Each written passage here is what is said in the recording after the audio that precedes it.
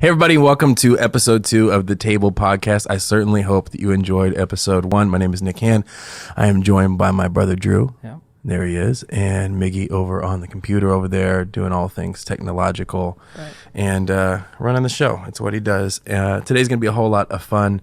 I do want to say, if you have enjoyed the podcast thus far, I know you're going to continue to learn kind of what it's about, but if you do a favor and like it, comment, give us good reviews, emphasis on good reviews and good reviews only. Isn't that right, boys? That's right. That's what we take. If you want to send, like, you know, it's always funny when you start something new and people want to give like constructive criticism. You know what I mean? Mm-hmm. Like what makes criticism constructive? Like, how do you get to be the decider of, hey, I have some constructive criticism for you? You know, people, that's people for you in 2019. Everybody gets an opinion, and we want yours if it's positive.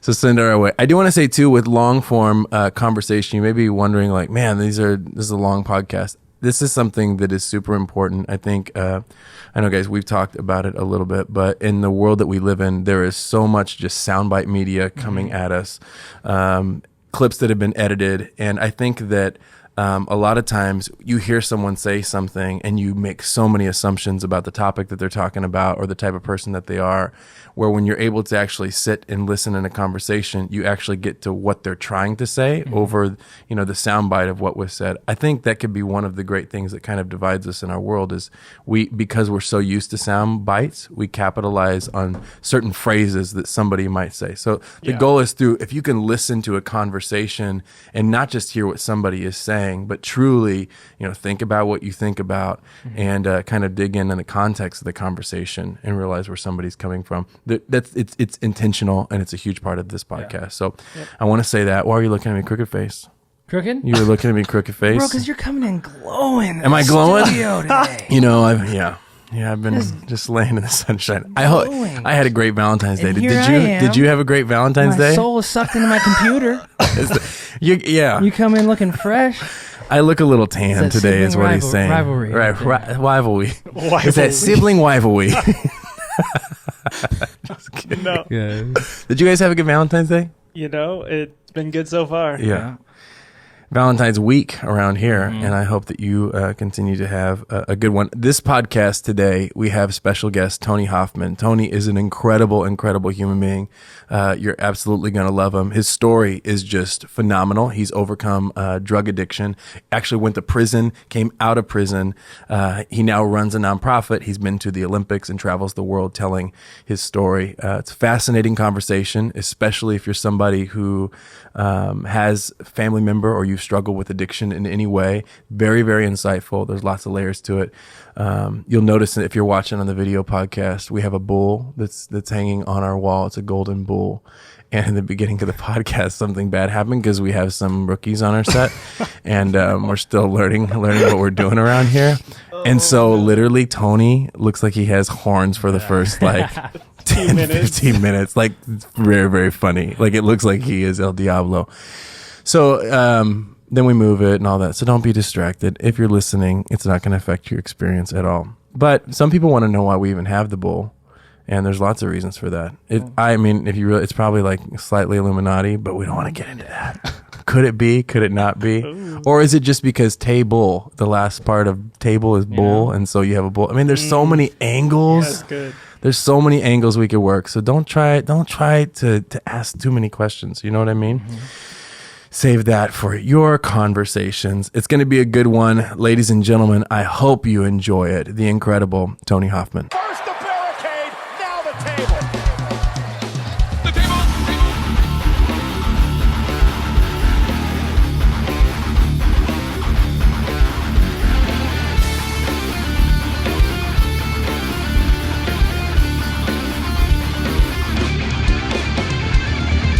I feel like that's a really common sentiment for people who feel gifted or have an inspiration to go after something. They have this idea of, I feel like I have this, call it a calling, call it a passion, especially for communicators, people who do what you do. And then there's this flip side of, okay, if I have this message, how are people going to know it and invite me to come and speak at things Yep. if I don't tell them? How do you tote the line of self-promotion? I got to get the message out. Yep. But at the same time, call it insecurities, anxiety, questioning of whatever. How do you balance the two or get them to work together? So a lot of my skills and promotion came from my athletic gifts. I was gifted at every sport. And I don't mean to say that in a boasting way. But right. I was better than everybody at whatever sport I played until I got to an age where you had to be big to play football. You had to be tall to play basketball. But by the time I got into middle school, I found my talent on a BMX bike. Right. So I raced BMX. Can we talk about how your name is like the perfect BMX? His name, Tony Hoffman. Like, guess what he does, everybody? Like, I would just guess BMX. Oh, is your real name Anthony? Yes. Okay. If you went by Anthony Hoffman, I would think you maybe write books. Yeah, right? You would think of somebody that's a little more gentle looking and sounds wise. I love it. So you got into doing BMX. Okay. And extreme sports is self-promoting, right? If you want to excel in those sports in terms of sponsorships, I was good at presenting a good package. So like I'm into fashion, like I've always been that way. So when I got into racing, my bike looked better than other people's. I put together better racing outfits than other people. And then when the time came that I started beating other people, I was recognizable. Like this guy's different. Right. When I was 18 years old and I was on the cover of a magazine, like I was racing in a pink outfit. So I was sponsored by Fox Racing, had a contract with them. They put me in every gear that Bubba Stewart raced in, which I don't know if you know anything about motocross. Bubba Stewart was the black kid that basically was the fastest guy in the world, crashed a lot, but he wore pretty flamboyant outfits. Well, same with me. Well, that attention, I went and used that attention to say, hey, I'm looking for a sponsorship, would love to run your guys' product. I love your stuff. And so I kind of learned the self-promoting part of going out, pounding pavement and finding support, which I also used in my nonprofit. It just was hard for me when I was at a banquet. Yeah. Because I don't like talking about myself outside of the purpose of what talking about myself is used for and helping other people. So it was kind of a skill I acquired when I was younger, the self-promoting part, but still struggled with the social anxiety issue of going up to random people in certain settings and being the center of attention. And I don't know, it was a struggle. I had a lot of suicidal thoughts when I was in middle school. Really? Oh, yeah. Hard to make friends. Didn't know who my friends were. A lot of people wanted to be me because I was so good at, being an athlete as I was. People would be like, man, I wish you could play sports like you play. Yeah. And I didn't like that. Yeah. For a lot of people, I think that, especially in this day and age, the suicidal anxiety, depression thing, especially, I'm not talking about like adults that are working, 3 jobs trying to provide I'm talking about teenagers who are in high school. A lot of them may not even have a lot of the financial burdens or things like that, but the pressure comes from other places. Yeah. So for you, like in when you were going through those kinds of things, what was the source of your anxiety? What was the source of the things that led you? You said I had a lot of suicidal thoughts. What was? I hated my gift. Really? At that age? I didn't like it. How old are we talking? The first time I knew I hated was probably 5th or 6th grade. And when you say gift, what are you talking about? Playing sports. You hated your ability to play sports? Yeah, because I didn't want to be better than anybody else. What? Yeah, it sounds crazy, but I had to go through hell and come out the other side, right, with Christ, for me to really take that self-awareness journey to actually answer the question, who am I? Yeah. Like I ask a lot of people, who are you? Yeah. I'm like, oh, I'm this person and I do accounting and I do this. And I'm like, no, who are you? Right. Yeah. What's underneath there? Yeah. I found out that I'm very compassionate, very empathetic. And because of that, I don't want to be better than you. I'm just like you. I struggle just like you. I feel just like you. And when we get into the arena where my gift is, I didn't have the ability to turn that off while I was performing my gift. Like it's okay to be better than other people if that's your gift. That's why you have it, is so you can excel, so you can be successful, so you can support yourself, so you can help other people. I didn't have that. Right. I had this, I don't want the attention. I remember telling my volleyball coach in 6th grade when he said, Hoffman, you could be a champion. Don't you want to be a champion? And I just looked him in the eyes. I said, no, I want you to leave me alone. Really? Stop treating me like I'm somebody different. Treat me like everybody else. And and for you, that you think that came from despite it, you don't think and associate that with the pressure that comes with the gift? I'm sure it is. Yeah. Yeah. And I'm sure it is. And I didn't know how to deal with that pressure, but I also didn't know how to, like I said, I couldn't embrace my gift. Now I embrace my gifts. Right. When I see it, when I recognize my gifts, now I'll push, because I recognize that as long as I'm on the right channel mentally and spiritually, nothing can stop me. Yeah. It's a matter of obstacles that I have to go through or get over or go around to learn. And in that struggle, those process of hurdles, whatever that struggle or pain is that comes with those, there are the lessons that make me stronger. They're the lessons that make me better.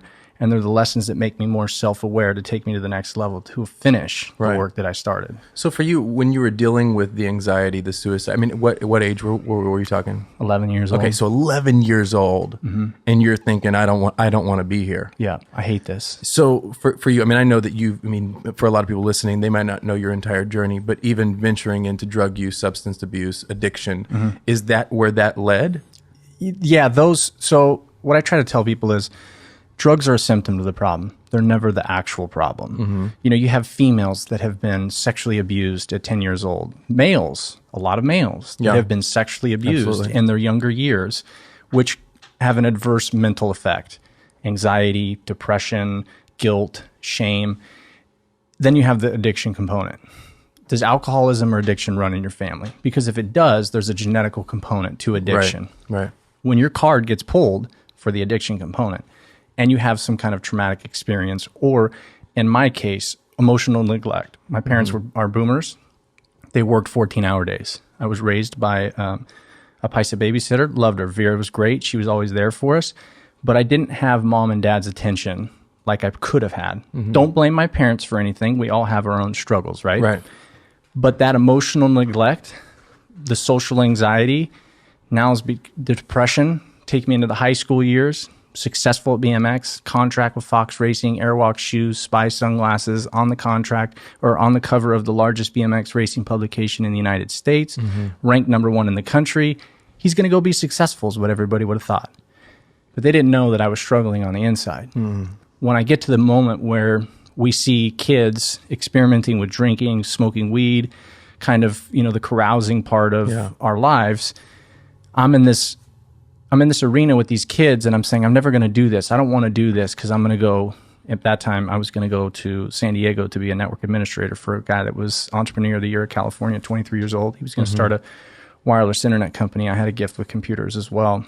And so I don't need to do this, because I'm going to go have a career in computers down in San Diego. You don't need to do what? To smoke weed and drink. That's not something I need to do. But I wasn't strong enough with self-esteem. I had lacked self-esteem. You know, I needed validation from other people. Yeah. I had those anxiety issues, social anxiety issues, and so I caved in to try and fit in with people. What age were you at this point? 18. Okay, so, which is actually late. Yeah. You know, traveling as a speaker now, it's late. Most kids are smoking weed by the time 15, 16. So what were the between the years 11 of, were you just coping? I mean, what was your 11 to 18? Those are pretty formidable years. Yeah. So I had a moment where I was kicked out of 7th grade. A girl had asked me to get her some weed. Got her the weed. She got caught, and I got kicked out of school. Kind of gave me a scared straight, at least in terms of making bad decisions. I didn't want to get in trouble. The bike, I was on the bike so much that it kind of minimized it. Yeah. Right? I try to tell kids, you'll know it's your gift when you don't feel life. Yeah. You'll know it's your gift when you forget about every single thing when you're doing it. Yeah. If that's what happens when you're doing whatever it is you're doing, that's your gift. I don't care if it's math, reading books, writing, doing hair, filming, doing podcasts, whatever that is. If that happens, that's your gift. Yeah. Use that. It's going to take you where you're supposed to go. My bike was doing that, but I wasn't doing any of the self-work because I didn't recognize. And by self-work, you mean internal? Internal work. Yeah. But at that time in the 90s, we weren't talking about anxiety. Yeah. We didn't talk about depression. It wasn't about your inner self back then, right? No. And some people make fun of that now still, you know, and I get where they're coming from, because there's a side of, we can push this emotional card too far. Yeah. And now we're just playing the victim. But there also needs to be a recognition of who we are, what we feel, and how those feelings have an adverse effect on how we act. Yeah. There was none of that. Right. It was, if you went to therapy, you're the crazy kid. Right. Absolutely. If your parents... Such a stigma with it too, right? Oh, huge. And there still is. Oh, yeah. My answer to that is that starting in elementary school, all kids should be seeing a therapist at least twice a year on campus. Yeah. So every kid knows. We go here. This is who we talk to. Yeah. We all have problems. We talk to this person. So when we do have an outlier, or we have the one that's going to start drifting to the wayside, when they have to spend more time there, they don't feel like they're going to a place nobody else goes to. Yeah. Wasn't it interesting? I mean, that's pretty much how our world works as far as like what we're trained. We go to school to be educated on how to take care of our external self, right? Mm-hmm. I mean, make money, get an education, do this so that you could stack your chips. We're not really coached on how to handle the things that are within. And you're exactly right, because we don't talk about it. It becomes... like what you're saying. Something's wrong with you if. Right. And you're never taught how to reconcile those things. Well, then you have that shame that adds to, I'm different. Yeah. I'm different than everybody else. Mm-hmm. And now I have to go here. Yeah. And now I don't like myself anymore. Yeah. Or I like myself even less than I already liked myself. And I think that, that's such an important component to my work now, is how do we eliminate that? Right. How do we empower kids that are in those situations? Because those kids are gifted in their own ways, but we're not seeking those out because we're focused on taking tests, showing up to school, right, and working on the external part. Yeah, the path, the American path. I'm in the mountains, 18 years old, and I give in. Said, I'm going to smoke weed. I'll just try it one time. That one time was not going to be it for me, because as soon as I felt that high, it was like, I like this. Yeah. It took me away from the anxiety, the depression, but not only that, now it took me away from it, but I'm around people. Mm. Before, the only way for me to get away from it was in my gift, but I was by myself, competing against other people. And I don't like being better than other people when I was competing at that time. And so I found myself smoking weed every day, like I told myself I wasn't going to do. After about a month, went down to San Diego. The job didn't work out. The guy was actually a Ponzi scheme scam artist, believe it or not. Yeah, wanted by the FBI, was hiding in Spain. You found out years later. Wow. I just know this company that he was going to start never started. Yeah. And I was thinking, what the heck, man? It's me. My self-esteem issues. It's got to be me. Yeah. So I go back home after my best friend passed away in a car accident, and I didn't want to go to school. I hate school, man.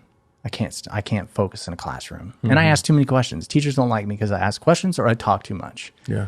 Which is exactly what I do for a living now. Yeah. Is I talk. Right. And I talk about the questions I've had in my life that I've found answers to, Yeah. So I came home and got introduced to pharmaceutical painkillers, which were the ultimate thing for me. And how did that happen for you? How were you introduced to that? I got my wisdom teeth pulled, and I got Vicodin, which was cool for me at that time because I took a few. I was like, you know what? I'm not going to follow these you can't eat rules. So I'll just take 3 or 4 of these at a time, and I'll just go to Taco Bell and get my normal chalupa, and I won't feel it. Yeah. Well, taking 3 or 4, I got the high. So I got introduced to the high then, but months later, my friend says, there's this pill called OxyContin that we need to try. The guy that sells us the Vicodin doesn't have any Vicodin, but says these OxyContins are the new thing. So I tried one of these OxyContins, which I've learned was basically pharmaceutical heroin. Right. No difference. Mm-hmm. I've done heroin, done OxyContin. The only difference was you pick one up from the pharmacy. It's packaged in an orange bottle. One, you go to West Fresno or whatever side of town you're on, in whatever city or state you're in, and you get it in a little cellophane bag, foil wrapped around it. And how you use it's different, but the feeling is pretty much identical. Yeah. I used that pill, and that eliminated all of my anxiety, took away all my depression. And I was thinking, this is the answer. This is the way I've always wanted to feel. Now I feel normal. Now I feel normal. You thought that's what normal was? Oh yeah. Wow. And so when you hear the word self-medicating, I get it. Yeah. I don't know that every addict reaches a level of self-awareness where they can recognize what they were medicating. No. Mm-hmm. For me, I was medicating anxiety and depression. Right. Did you have addiction that ran in your family? Yeah, dad's side. Okay, on dad's side.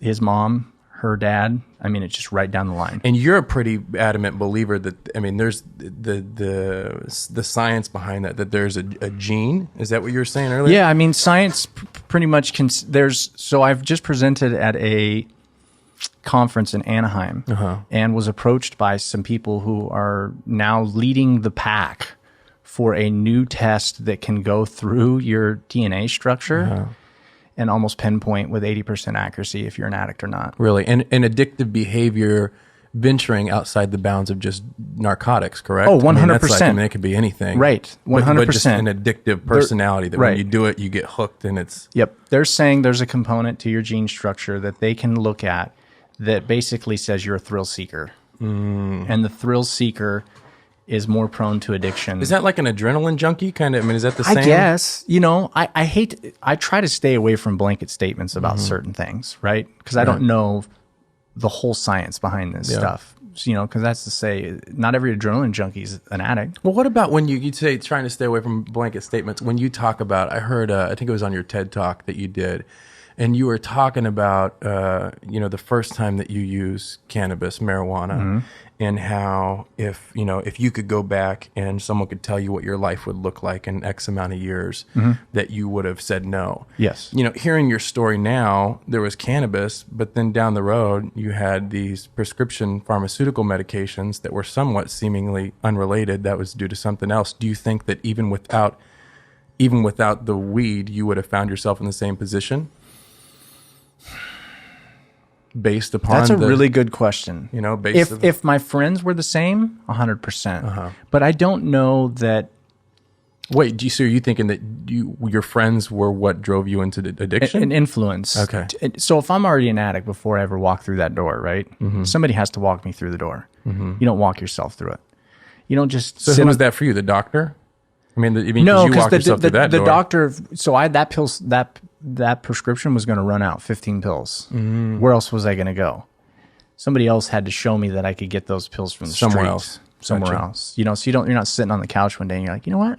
I'm gonna go score some heroin right now. I'm gonna start. Are you looking for it though? Are you asking around? Are you saying, no, hey? No, I'm just around people that are trying things, doing things, and so you're curious.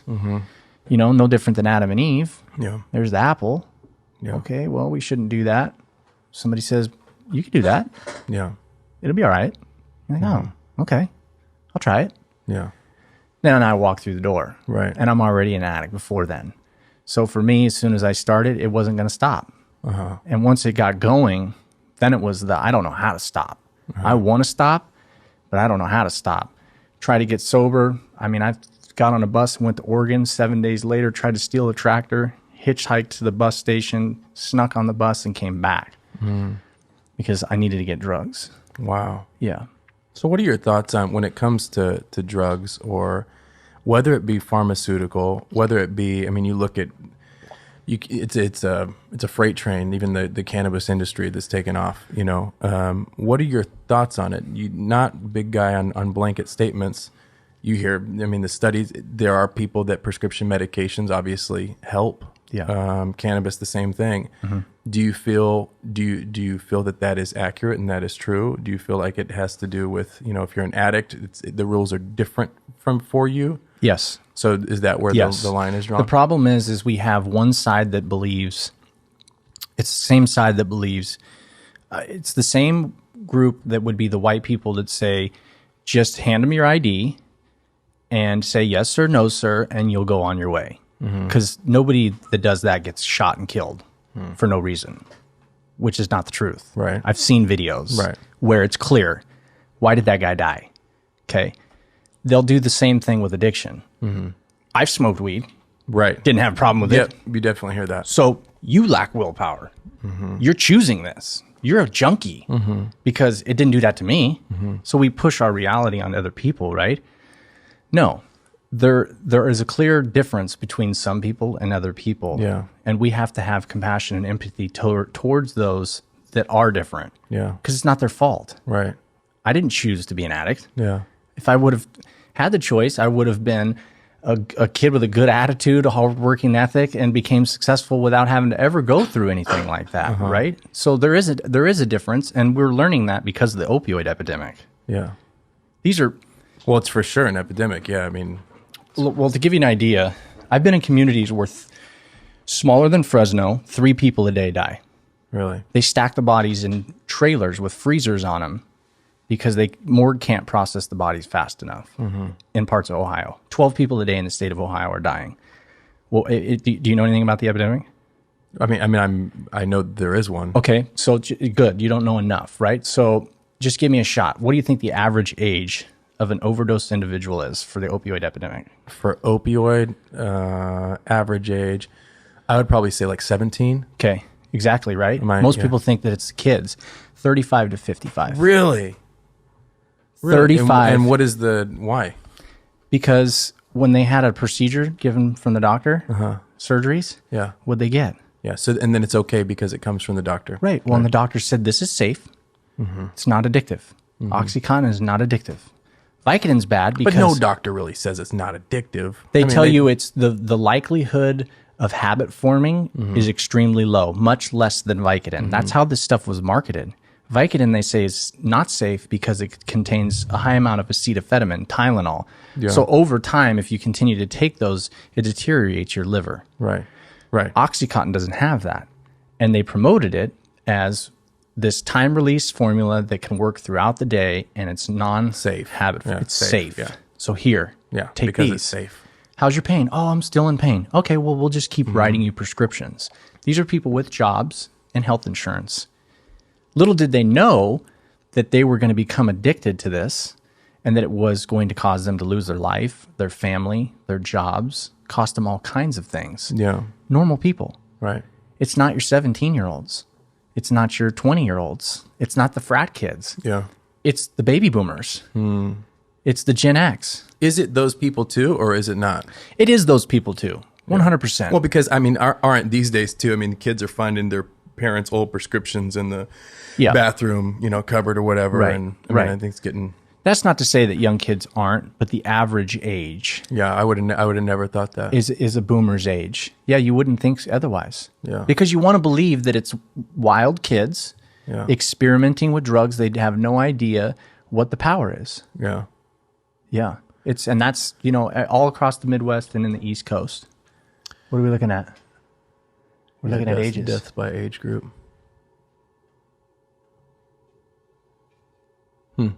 Yeah, it is. It's in that mid-range there. It's so interesting. When you talk about addiction, you mentioned that you said the phrase, I didn't choose to be an addict.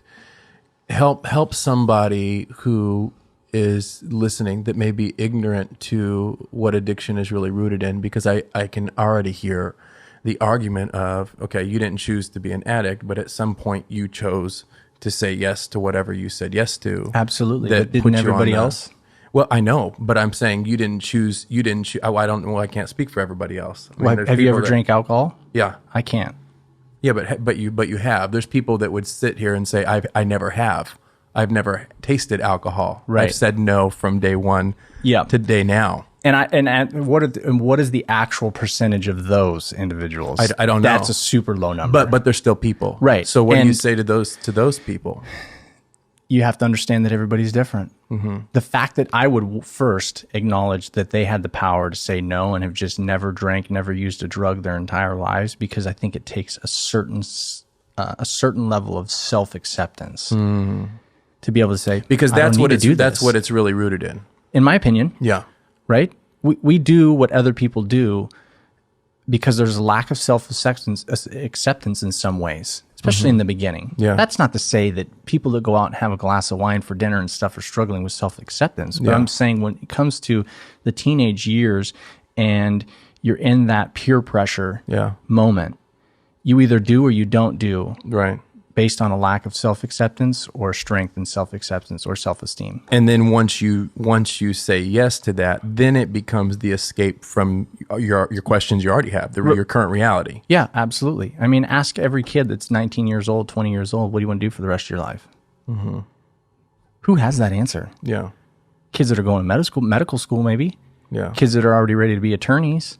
You know, those outliers that are the exceptions to the rule that somehow just know what they want to do. Yeah. Everybody else is trying to find their place in the world, Right. trying to find who their friends are, what they mean, what the world's all about, what their gifts are. They don't know that stuff at that age. Right. And so, you know, go back to my answer for that person, is that everybody's experience in life is different. I think the fatal mistake that we make is when we take our reality and we make it other people's. Absolutely. Projecting your reality onto somebody else. Right. If we say that love is patient, love is caring, love is understanding, especially understanding, then that means when we hear something that doesn't sit well with us, instead of trying to push what we believe is comfortable onto that person, why don't we ask ourselves, why does this make me feel uncomfortable? I need to know more about them Right. and their situation so I can understand where they're coming from. Right. And then we might actually learn. Yeah. Wow. Okay.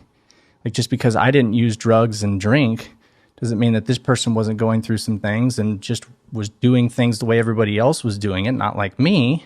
Yeah. But this actually led them into a direction that would take them on a journey that they had no control over. Yeah. I was raised in a real conservative, like, Christian home. And so my parents I don't think, projected this on me, but I had this assumption that people who used drugs, people who smoked, people who drank, that these people were not like me people, you know. I had this assumption. And then I remember, fast forward in my life, like the first time that I smoked a cigarette. And I smoked a cigarette, and I remember sitting back thinking, I still feel like me. I still feel normal. And I remember thinking, I've been judging all of these people that somehow they are inhumane monsters different than me. And you have this overwhelming sense of, gosh, they are me. I am them. This type of empathy that was birthed through, I guess, in some ways, that experience. When you talk about exactly that, you know, through conversation and being willing to be understanding and hear the other side of the table, where you're coming from, do you feel like that's a huge key to overcoming some of these societal problems? Or Absolutely. yeah, If we would have had this conversation 10 years ago, it wouldn't look like this. yeah, that's true. You know, for myself, because I wasn't at a level of practicing love. I'm going to call it love, because that's two things. Love yourself, love God, yeah, love neighbors, right? Two Yeah. things. I wasn't at a level of awareness for love and practicing it to be able to say, when I'm uncomfortable about what somebody else tells me, I need to sit back and ask myself why and try and understand. yeah, yeah. But if we did that, yeah, we would be able to sit down at the table with opposing views yeah, and say, how do we come together and find our likeness as human beings, and recognize that we both have experiences and that we have to have compassion for each other, and from there build a solution. We're not even near that in a lot of things. Like, we just want to fight, bicker, back and Where forth. do you think that comes from? Because it's almost animalistic. Like, you hear something that like, because it takes a great act of discipline to say, okay, I'm going to time out, and we disagree. I want to understand you before I formulate judgment. But it is almost instinctual that when you hear something that is on the opposing side. I saw it in your eyes even when I bring up the example that I just did of somebody who's never. Well, how many of those? I mean, how many people out there can actually say that? There's this thing that's almost responsive before you time out and think and kind of. Where does that come from? Do you think? Do you think that that's literally a part of just instincts? I think it's instinctual behavior, but it's a misuse. Yeah. Of instinctual behavior. No doubt. Right? Like, we were given God-given instincts to feel and to act for survival. Yeah. We can also use those instincts out of pride and ego, fear, and those block. Yeah. Not only our ability to connect with other people, but our ability to connect with God. Yeah. Because if we're constantly acting in fear and pride and our ego, then God He doesn't work on that wavelength, right? Yeah. And so I think that it's absolutely 100% instinctual. Yeah. It's just the misuse of our instincts. Yeah. But we're also in a day and age where spirituality is like, who does that? We don't need that. Science. Science is so great. Yeah. If you can't touch, see, feel, or research it, it's not real. I find for me, it's like either all no or all yes. And if it's all yes, then it's everything. Right. You know what I'm saying? So it's either I want nothing to do with spirituality, or I want everything to do with everything, with the sun and the moon and the stars and the flowers and being one with this and one with that. But that goes with everything. Yeah. Because you can't vote for Trump and not be a racist. Yeah. Because if Trump is a racist, then it doesn't matter what he does that benefits you and the reason you voted for him. You're racist. It's like I understand what you're saying. Yeah. There's no, and I'm not, this isn't a Trump, this isn't a Hillary conversation because I hate politics. Yeah. But I see that this is the practice. It's now. It's is it? Yes. It's, no. Okay. So you can't be it's black and white. Yeah, It's bandwagony. It's throw the baby out with the bathwater. If you're this, then you're all this. Right. You couldn't have voted for the guy because you thought he might fix healthcare. Yeah. Or he might fix the economy in a certain way that benefits you and your family. Nope, you can't do that. You're either here or here. Yeah. And I think that's where we're struggling as people. Mm-hmm. But I struggled with that when I was younger. It was pushing my beliefs, pushing my ego, but really it was fear. It's so fear. It's Fear. so fear. Yeah. And the fear comes from, I think, because I don't understand, I reject, because it doesn't fit in my box, because it doesn't look the color that I see through my lens. You see it differently, and you can't possibly be right. You know, you can't. Right. I can't possibly. And be even wrong. if you are, I'm not going to experience what it feels to be wrong. right. And that's the ego part, right? Yeah. So I'm going to come back even though I'm not right, and I'm going to make something that heals that temporary, extremely short-lived moment of humility. Yeah. And embarrassment. don't you see that though? Because I've been in conversations. You ever like get emotionally invested in the conversation and you're fighting for something. You're like, why am I even fighting? Why am I even going here fighting for this? You almost forget what it is that you're. I'm very little. I'm an introvert. That you're up to bat about. Yeah, you don't have I'm an any introvert. I introverts. don't have any of these conversations. I don't believe you. Yeah. I don't believe you. One You bit. know what? I do, and it's been hard for me to learn how to say you're right. Yeah. You know, Yeah. it still is. You know, I've had a conversation with a guy on Facebook, which I don't do much of. I've eliminated a lot of people on my Facebook because if I can't have a conversation with a person over opposing views, it's unhealthy, right? And he made a comeback, and there was some things in his rebuttal that indicated to me that the argument was not going to be worth pursuing. Yeah.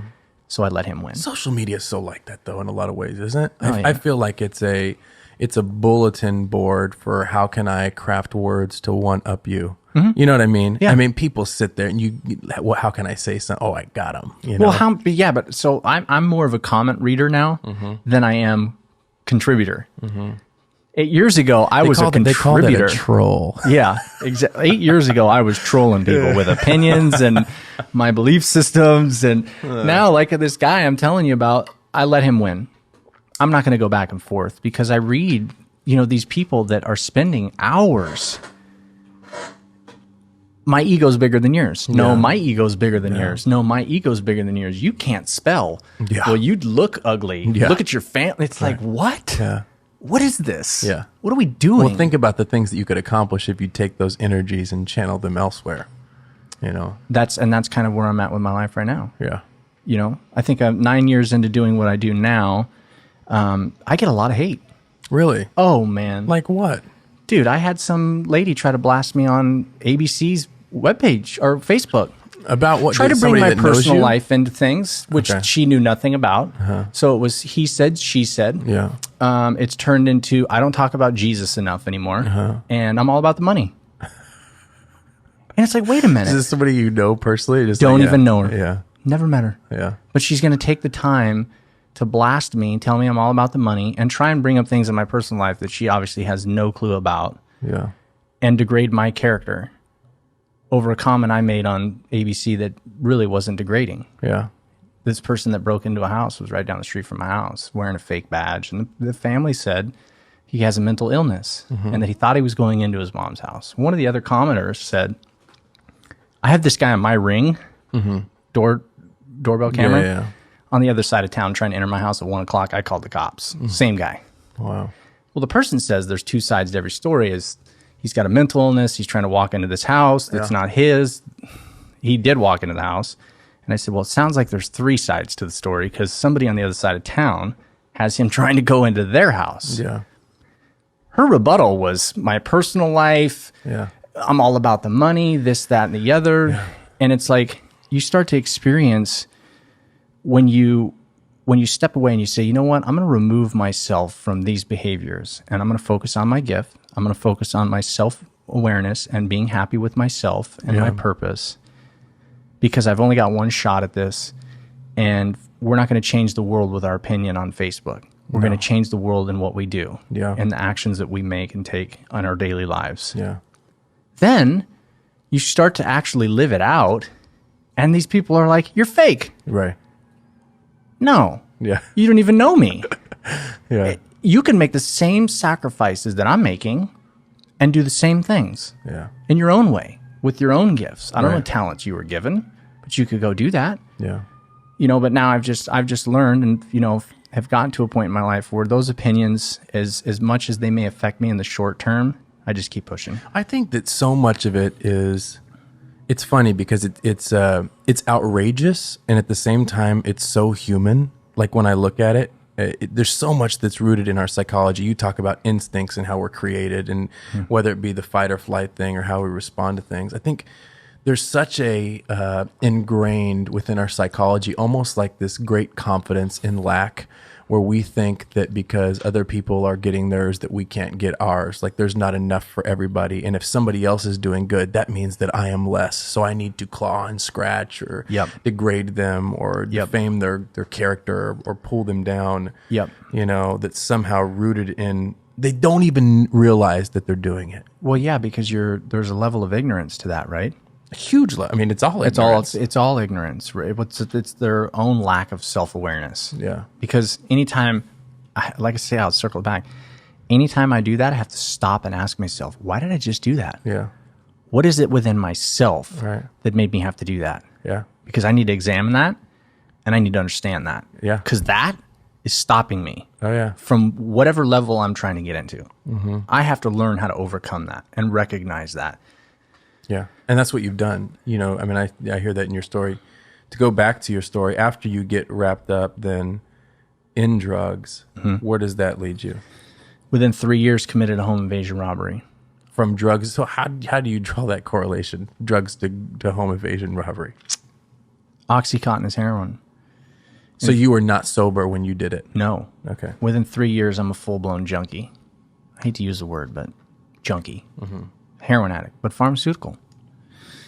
If you've ever seen Prescribed somebody... by a doctor or getting on the streets? I'm buying them on the street. Okay. But still, the doctor drug, pharmacy drug, told to be safe. I didn't know what it was when I first started. Just OxyContin, okay. If you've ever seen somebody coming down from these things or heroin, you would kind of get a better understanding of, okay, this is why people rob pharmacies. This is why people commit home invasion robberies. This is why people are sticking up subways for this stuff. Biggest mistake of my life. 21 years old. Went into a home 3 miles from here. With people? Yeah, with people, held them at gunpoint, Wow. and took their prescription medication that was in the house. And that's the only thing you were It's the there only thing for? I wanted. You said how did you know that they had them?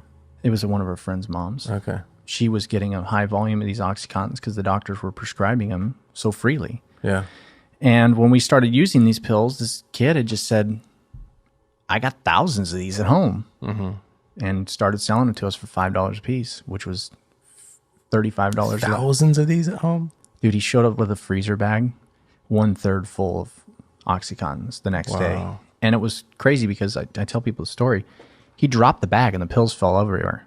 And nobody grabbed them because we were just getting started. Had that happened 6 months later, everybody would have went over there like crows, Yeah. picking them up, putting them in their pocket Yeah. because you're going to need those.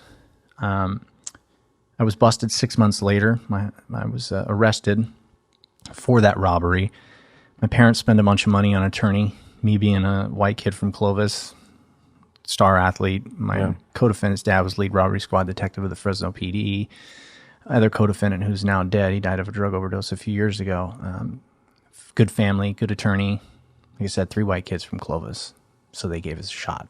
Two strikes on their records, 1 strike on my record. And I said, I'm never using drugs again. But I wasn't ready to change my environment. Yeah. I had too much fear of missing out. You know, I don't know if you could ever remember being young and like your parents wouldn't let you go out or you had to go do something with the family. But all your friends were going to this other spot. That anxiety you felt of like, I can't be alone. Right. I don't know if you had that. I had that. Needed to be around people. And I got a 10-year lid over my head. which means if I come back, I'm going to go to prison for up to 10 years. My friends were drinking, smoking, popping pills. I told myself I'll just drink. And within 30 days, I got in a fight, knocked this guy's tooth out. 2 weeks later, I almost lost my arm, had an infection in my hand, and had to get cut out. When I went to the hospital, they gave me fentanyl, basically a painkiller, and a Vicodin prescription. And I went back home, and that Vicodin prescription and fentanyl unlocked everything again. It was right back to it. Yeah, it was really the drinking, behaviors. Addiction is behavior. An addict, like I said, symptom, drugs. Yep. Addict, behavior. There's behaviors that encompass every addict. Right. That's why I can sit across the table from any addict, have a conversation with them, and have their parents right next to me, and I can tell them he or she's lying. They're not telling the truth. This is what's really going on. No, this is what you're doing. Because the manipulation, the deception, the lies, it's all the same with an addict, right? We just have to find the root. Where's this coming from? Sexual abuse related, anxiety related, depression related, something happened that they're self-medicating. So Trying to cover up, trying to make better, trying to reconcile. Yeah. And their behaviors are how they're trying to fix themselves. So anyways, I end up back on drugs, and then within 2 years, completely homeless. 6 months. No family, no... They gave up on me, kicked me out of the house. Yeah. Because of the drugs. Drugs. Yeah, they kicked me out the first time when I came home from San Diego. So before the robbery, I was by myself for 3 years. I mean, I was with friends and stuff and living with friends. Yeah.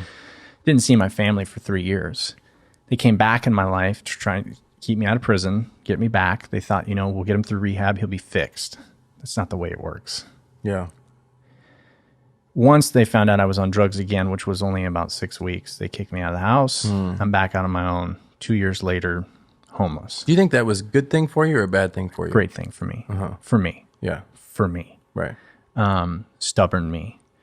I've only met one me in it was 12 years being sober. And it was just recently. Really? Yeah, a kid in Ohio. His dad walked into his room. He was a cop. His dad's a cop. Walked into his room, found his son dead. Wow. Overdosed on fentanyl. Hits him with 2 rounds of Narcan. Not 1, 2. Gets him to come back to life. He's got to go to treatment. What is that? Narcan is a drug, naloxone, that actually reverses overdose effect. Okay, gotcha. In the Midwest and the East Coast, a lot of communities are like, everybody in communities have this stuff because overdoses are happening at such a high rate. So we've got this kid who's clearly a drug addict. The dad's like, I don't know what to do. And I'm like, we need to get him into treatment. And I get on the phone with the guy. The guy didn't even say hello. He's like, look, man, I'm not going to treatment. So whatever you got, I don't want to hear it because I don't have a problem. He goes, my dad was overreacting. I was going to wake up. I took the normal amount that I always take. This isn't a big deal. And I was like, holy cow. I met myself. Yeah. Here's a kid that don't need any help from anybody. When you're an addict, do you really believe that? Like, are you lying, or is that your reality? So when people say, I don't have a problem, they know that they do. It's not that they believe that they don't. Right. They know that they do, but what's behind it? Fear. I can't feel this. I can't change my life because I don't want to feel this. And it's not that I can't give it up as much as I can't live without it. I can't function without it. Right. They believe that the answer is these drugs because it stops the emotional, spiritual deadness that they're experiencing. When does that happen? Because before drug use, did you think that? Did you think that there was something out there that would make that go away? Behavior. So acting out in class. Becoming the class clown. Finding ways to get attention. So it's all rooted in the same. Yeah. It just becomes, the behavior leads you into a substance that now has that physical addictiveness, the mental addiction that comes with it. So it's, all, like I say, behavior. Yeah. Addict, find the drugs, find the alcohol, boom. Yeah. They immediately say, that's the solution. This works for me. To cover up the emptiness, the insecurity. It's ultimately all fear is what All you're fear, saying. yeah. So would you say, would you say with any type of addiction, sex addict, people that are addicted to other things? Absolutely. Does it all I think come it's all from, the same. Comes from the same place? I think it's all rooted in very similar areas, Of worth? Is It's it worth? Is it it's abuse, it's childhood trying to experiences. cope with some sort of emotional wound? Yeah. Yeah. These are when I get into blanket statements, 100%. I've never met an addict of any kind that wasn't covering up some kind of emotional experience. Because there's something there. There. You dig- And if you they dig don't deep. know what it is. Yeah. So It's- that's what I'm saying. They're not, when they say, like, they don't know that they have because they're not digging deep enough. They're not just They're knowing what it is incapable and- of at that time. You can't. Yeah. You know, it's like trying to take a person that's never prayed and meditated and putting them in this room and saying, I want you to be quiet for an hour. And I want you to listen to yourself.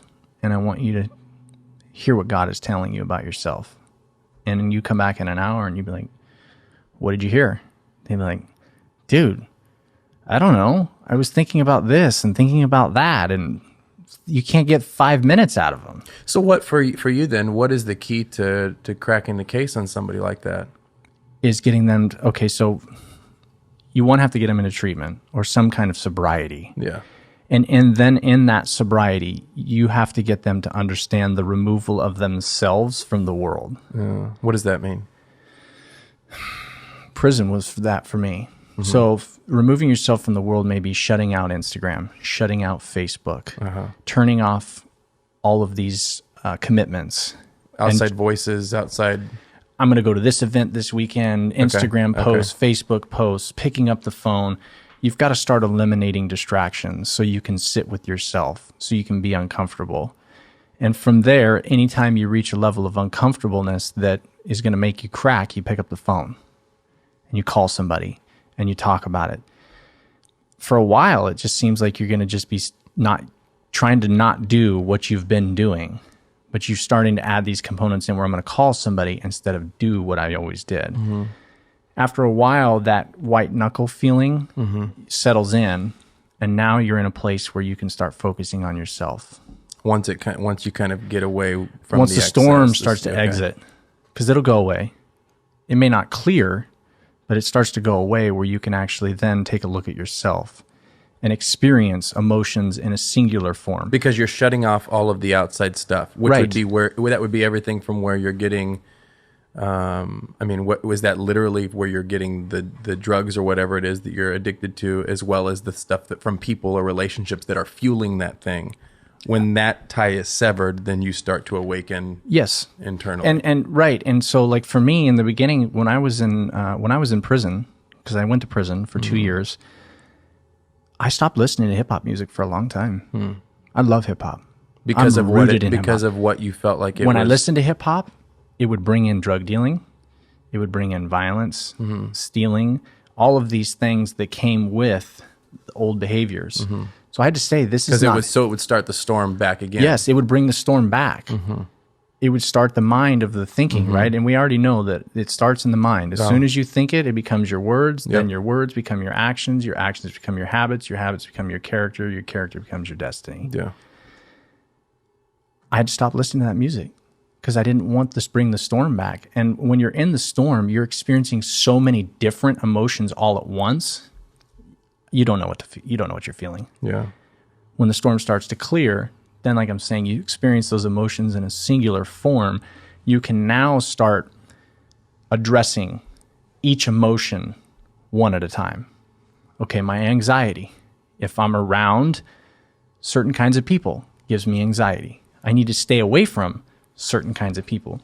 If I'm dishonest, or if I'm dishonest or acting immorally, I will be prone to guilt and shame. Guilt and shame brings depression. Depression brings paralysis. Paralysis brings isolation. Isolation brings thoughts of how do I get rid of this? So these are all processes that I've had to work through. Right.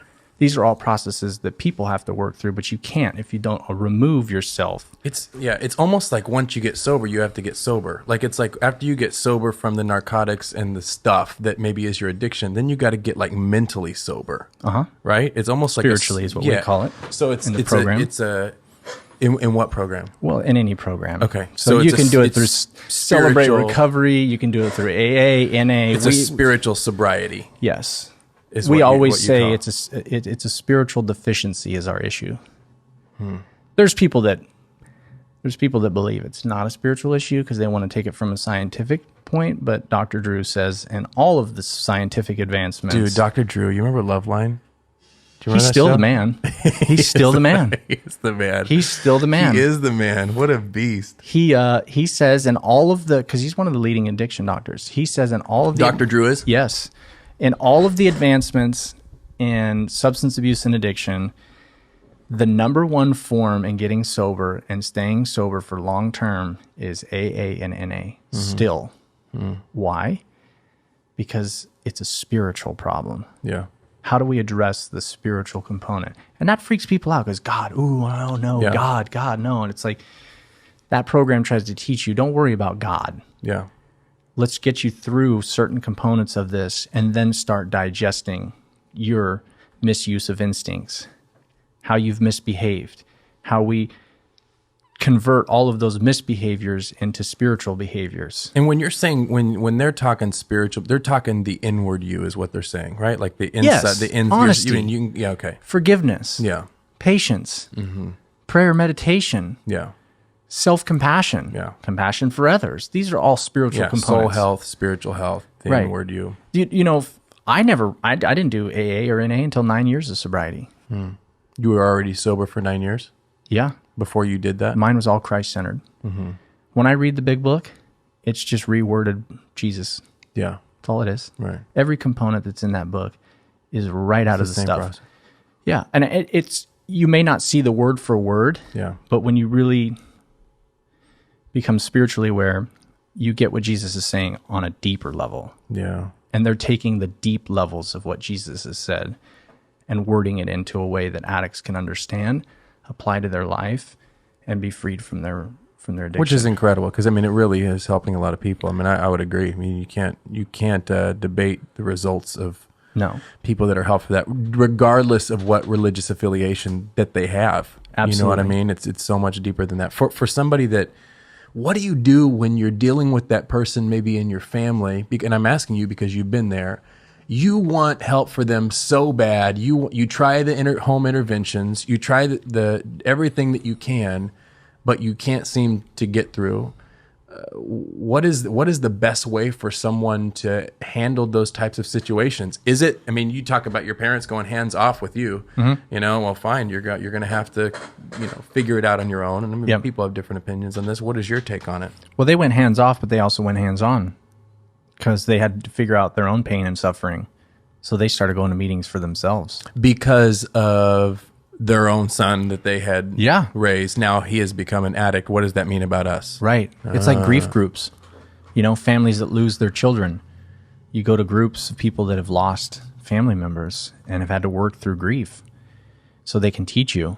So you know that you're not alone and that these are the emotions you're going to feel. These are how we process these emotions. So they went hands off with you, but they had to go hands off with themselves, with their grief. What do you say to the person that's trying to, what is my role in the life of an addict? I guess is my question. If I have a friend who is an addict and I am not, and I'm like, they are killing themselves. What is my role in the life of an addict? So I tell people that love and encouragement is always the answer. More than you need to stop this. You need to. Yeah. You want to know why? Because they already know that. They are at such a level of shame and guilt and pain within themselves. And wouldn't acknowledge that, correct? No, they don't know it. They don't know it. But if you can get them to stop and have a conversation and it's out of love, typically they'll break down. If you say, you need to fix your life, you need to do this, you're putting a wall up. Right. It's no different. You need to change. You need to. It's no different than Christians picketing the marriage of gay people. Yeah.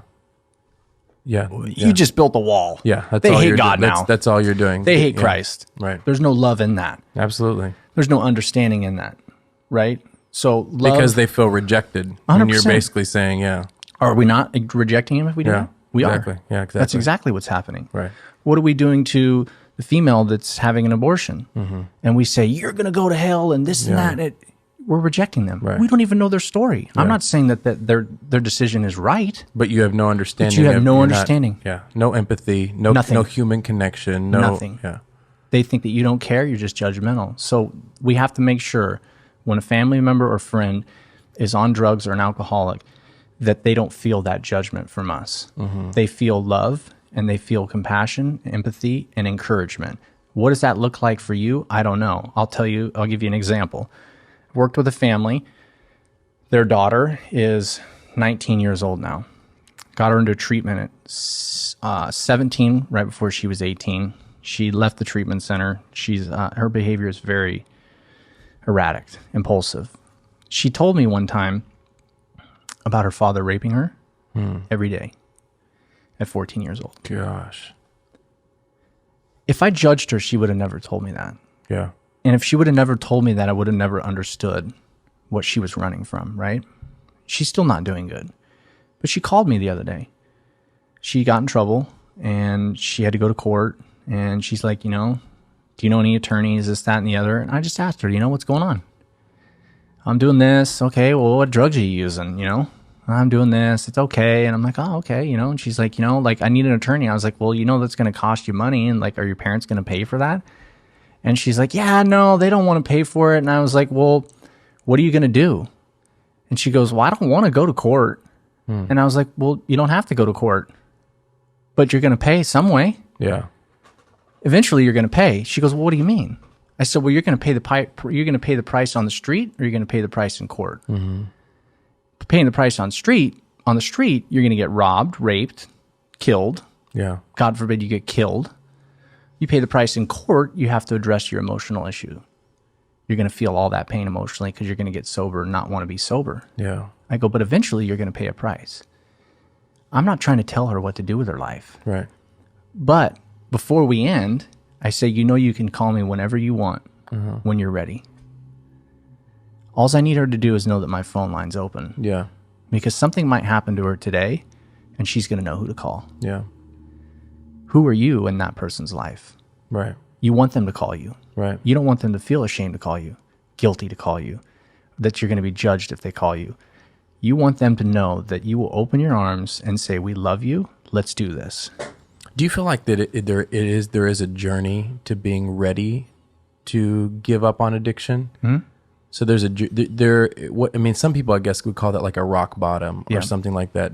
Is that real? That's real. The problem is progressives, and there's nothing wrong with progressives, but some progressives believe, oh, no.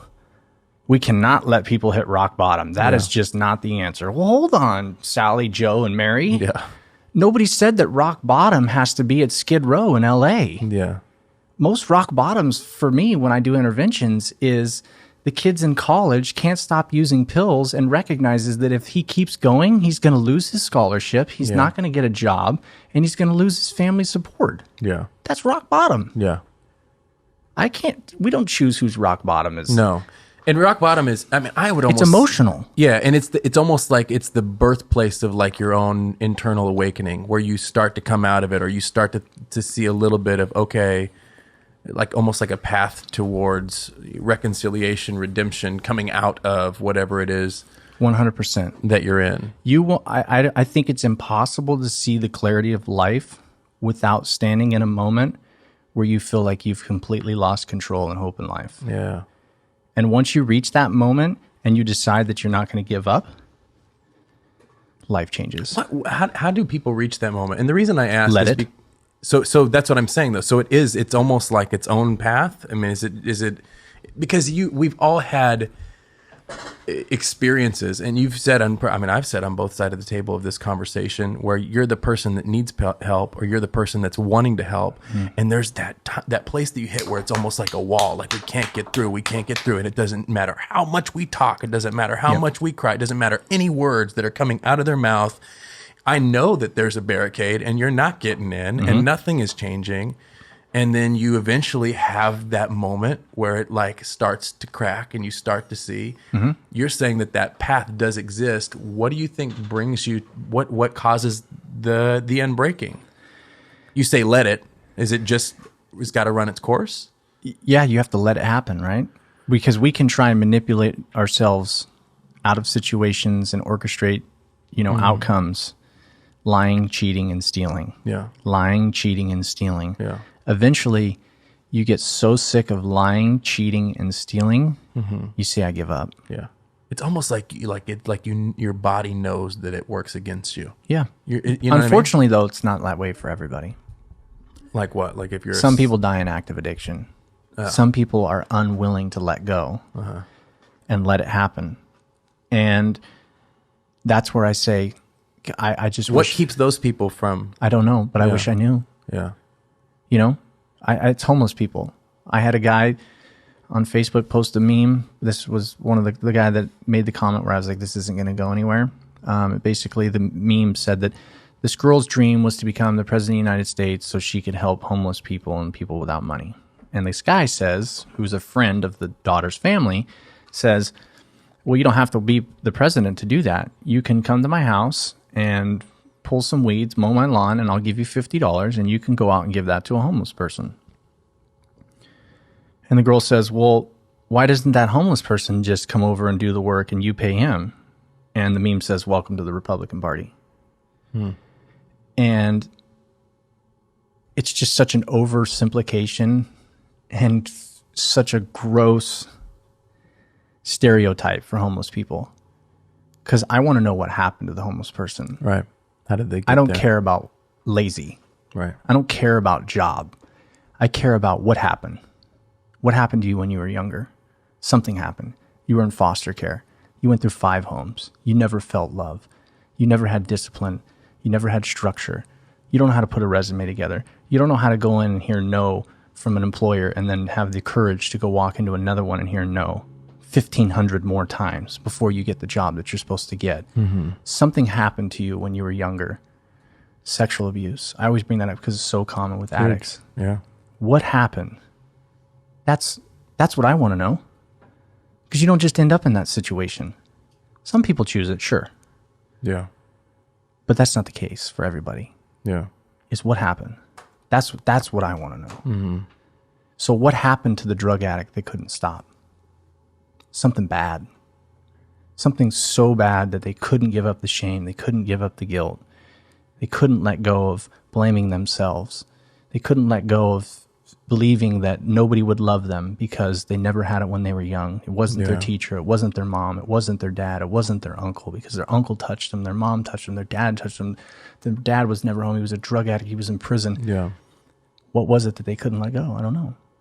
But it was something. When you can identify what the something is, how do you help people reconcile that? Is it through programs? Is it through Treatment. Clinical therapy. Yeah. Spiritual. Get to church. And give back. Yeah. And don't stop. What role is it? You know, we talk about it's pretty clear that the person on the addict side of the table, the person who's trying to help the addict, it seems like they both have a part to play in some ways, 100%. right? I mean, so it's not just a complete, the addict's got to figure it out on their own. They need coaches, right? They 100%. need people to say, hey, a better life is possible. Hey, you don't have to stay here. Hey, Yep. you know. 75% of the time when I'm working with youth that are on drugs, and I would say youth under the 18 to 25, the reason they can't get sober is because of their family. Because their family's wrapped up in it, or their behaviors codependent behavior, enabling behavior, is so disgustingly sickening in my mind, and they're unwilling to accept their role in that person's addiction. Is it because it's their kids and they can do no wrong, or is it because they don't know what to do and so they just decide to go with the... For example, worked with a family out of New Jersey. Kid had a $3 million trust. He lived in Venice Beach. His parents pay for everything. I say, why would he stop using drugs if you pay the rent, pay for his groceries, and spend $500 a month in Uber? Yeah. Why would he stop? There's no reason for him to. There's no reason for him to. You're helping him continue. Stop paying rent. Stop paying for his phone. Stop paying for his Uber. Why is that so hard for parents? I mean, that's a story you hear all the time. And this is where I can't give you an answer. I'm not a parent. I know what I feel for my nephews, and that's a pretty strong feeling.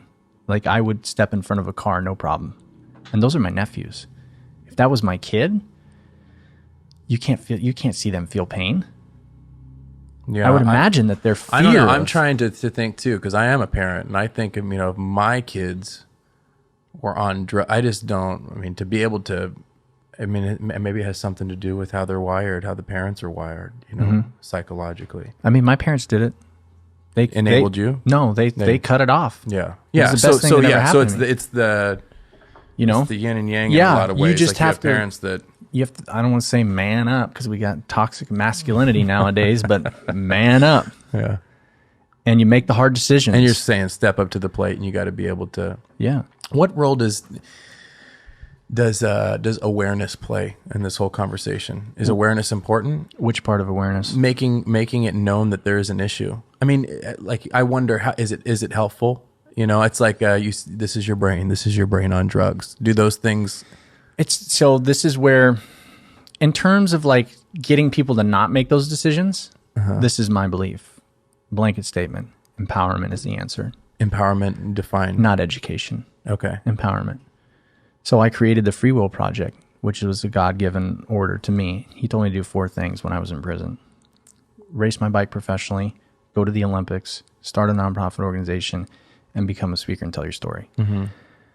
The idea behind the Free Will Project, which I started, was I don't want to teach kids drugs are bad. Yeah. I want to empower kids to use their gifts. Yeah. And in the realm of empowerment, they would be given the ability to say, I don't need to do that. Mm-hmm.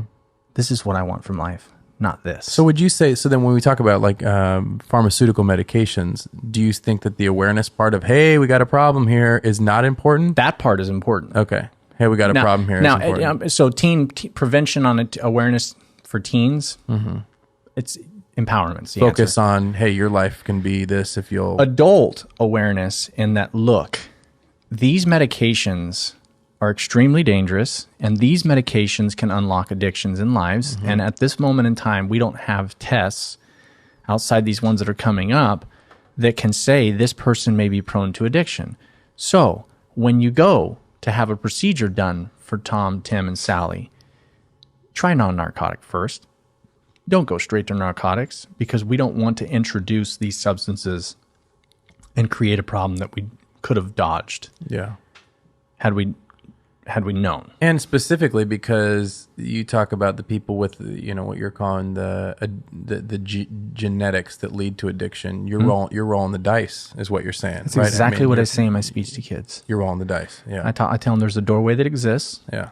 And there's a lot of things on the other side of this door. But when I come in to speak, it's drugs. Yeah. When you walk through the door for drugs, you don't get to just turn around and walk back out. That's not the way it works. But when you walk through that door, you're rolling the dice. And you're saying the numbers are not going to come up on my numbers. So that means I'm going to walk through the door and I'm going to freely walk back out. I don't know many people that have done that. Most have walked through and found themselves stuck on the other side. Still, they're either dead, in jail, or can't quit their activities. Is there such thing as good addiction? What I'm meaning is you have people that are addicted to drugs. You have other people that, I mean, they're addicted to their careers. They're addicted to work. I'm addicted to helping people now.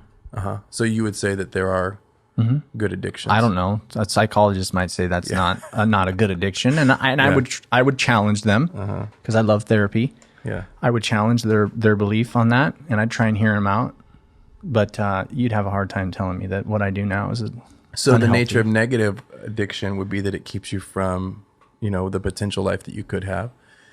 Could a good addiction also keep you from the life that you could have? You know, Absolutely. whether it be, you know, family or whether it be whatever, because you're just so in the work. Mm-hmm. How do you even now, as someone who, man, you're not addicted to drugs, but you say you're addicted to helping people, which most people, that would be a noble thing. How do you keep that gene or that behavior in a position where you still feel like you can flourish and have all the things that you want in your life? So I would say that my measurement of success right now is inner peace. Mm-hmm. It's happiness. Right. It's not a bank account. It's not real estate. It's not how many speaking engagements I get. It's, do I go to sleep and do I wake up at peace? Mm-hmm. And if I am, I'm successful. If I'm not, and the scale starts to teeter one way, I already know what's going to happen. Yeah. Anxiety. First thing that happens. Yeah. And I have to say, why is the scale tipping? Yeah. What am I doing? I need to cut some things out and get the scale back. So for me, I'm addicted to helping people, but there's also a scale when I have to say, okay, Yeah. it's time for me. Because you have an anchor. Yeah. Your anchor is that inward, you know. Yeah. I was talking with, I don't know if you know Alan Autry, he lives here in town. But I was talking with him one time, and I said, "How do you define success?" And he just immediately was like, "Success is finding peace in your life." It is. Like, and that stuck with me ever since that he said that success is finding peace in your life. When you have that as your anchor, you're saying for you, that helps you kind of know how you're doing. Yeah. Right. That's like my air pressure gauge. As soon as it goes low, the meter goes off. Got to evaluate. Yep. Why am I going low? Am I not giving enough? Am I not helping enough? If it gets too high, then I get anxious, right? Depression's low, anxiety is high. And when I feel anxiety, what do I need to cut out? What do I need to do to focus you're on too myself? high strung. Too high strung. If I'm depressed, I'm too still, Right. right? I'm naturally paralyzed or isolating. If I'm too still, I'm focusing on the past. Depression's in the past, shame, guilt, and I'm kind of letting those things build back up. Yeah. So what do I need to do? I need to get out and help. Right. I need to get out of myself, and I need to go to meetings, give to somebody that's in recovery, help at a church, whatever that is. So I have that scale now of, I know what peace feels like. I know what stillness or serenity feels like. And now anxiety and depression are now my scales from left and right. Where did your, I guess, awakening, for lack of a better term, happen? In prison? No, I had a friend. So this is good. So this is post-prison? This is before prison. Before prison. Okay. So I get a phone call from a friend, Adam, in 2006. He says that God gave him a vision, and that I was in this vision, and that I was going to get 3 significant chances. If I didn't stop doing what I was doing before these chances took place. He just called you out of nowhere and just... Hadn't talked to him in years. And he was like, I just had this... Didn't even live in town. Told me the cops were watching my apartment. Saw all this in the vision. My house got raided shortly after that. I was going to get 3 significant chances. And if I didn't stop doing what I was doing before these chances took place, I was going to go to prison. He said, the cops are watching my house. How would I know this? I don't even live in Fresno anymore. I'm in San Diego. I can just stop. And I was like, bro, I'm on these pills. I can't stop. You know how it is. Like, I don't know how to stop. Well, that was in 2005 when he called. And the fall of 2006, I was pulled over 3 times in 4 days. I was pulled over at Clovis and Belmont, and they thought I did a drug deal, but I didn't. So they pulled me out of the car because I was on felony probation for the robbery from 2005. And I had this needle stashed between my butt cheeks. So when they searched me, they didn't find it. They let me go. The next night I get pulled over out by Tower District. And I was with a kid. Tail light was out. Cop pulled us over. It was Thanksgiving night, about 10:30. I put these 64 pills between my butt cheeks. They pulled me out of the car because I lied about being on probation. And they didn't find the pills, but the cop puts me in the back of the cop car. He wants to arrest me. Thanksgiving night at 10:30, my probation officer didn't answer the phone, so he couldn't violate me. So he goes, it's your lucky night, Mr. Hoffman. Get out of the car. Wow. The next day, nothing happens. The following day, I get pulled over by Fresno State, going by Cedar, by the Bulldog Apartments. There was 2 cops. The cops in the college areas, they like park next to each other and talk to each other. Yeah. But it was on Cedar. So we passed by these cops, and I remember we get through Shaw on Cedar, and then I see the lights behind us. And I'm like, what the heck? Yeah. I've been pulled over, so many times. Well, the cop comes up to the driver, and she says, do you know the tags are fake on this car? We borrowed this car from this guy we knew. And she says license and registration. She didn't have a license on her. Turns out the car hadn't been registered in 5 years. Wow. There was no insurance. The construction paper, it was construction paper for tags. She gives us a fix-it ticket. Doesn't tow the car. Gives us a fix-it ticket. And says, take this car home to the owner right now. I had drugs on me. Yeah. 100 needles in a backpack. She had drugs on her. Were you dealing at this time? Oh, yeah. Okay. I was, by the way, this is like right before I went to jail. I went to jail at 146 pounds. Wow. I'm 170 pounds right now. I don't look like I should be like given a fix-it ticket and take this home. This car in the area that we were in should have been confiscated. Yeah. Names should have been ran. So when she gives us the fix-it ticket and she goes back to the car, I just, bam. I was like, I think that was the 3 chances that Adam was talking about. And she goes, what do you mean? I was like, Adam said that God gave him a vision and I was going to get 3 significant chances. And I was like, I've been pulled over 3 times in 4 days. And I go, every time I should have been arrested. And I was like, I think I'm going to prison. And she's like, whatever. January 21st, 2007, I went to a church in Southeast Fresno. I was invited there by a drug dealer that I was working with in West Fresno in the He projects. invited you to church? Yeah, he was a minister, believe it or not. Really? Yeah. You were working with him I selling didn't know. drugs? Yeah. And he was a minister? Yeah. You need to do a movie. I know. But now let me ask you this. If Moses was sitting here right now and he said that God came to him in a flaming bush, what would you say? I would say I've never seen a flaming bush. Right. There would be so much more conversation to be had. I know, right?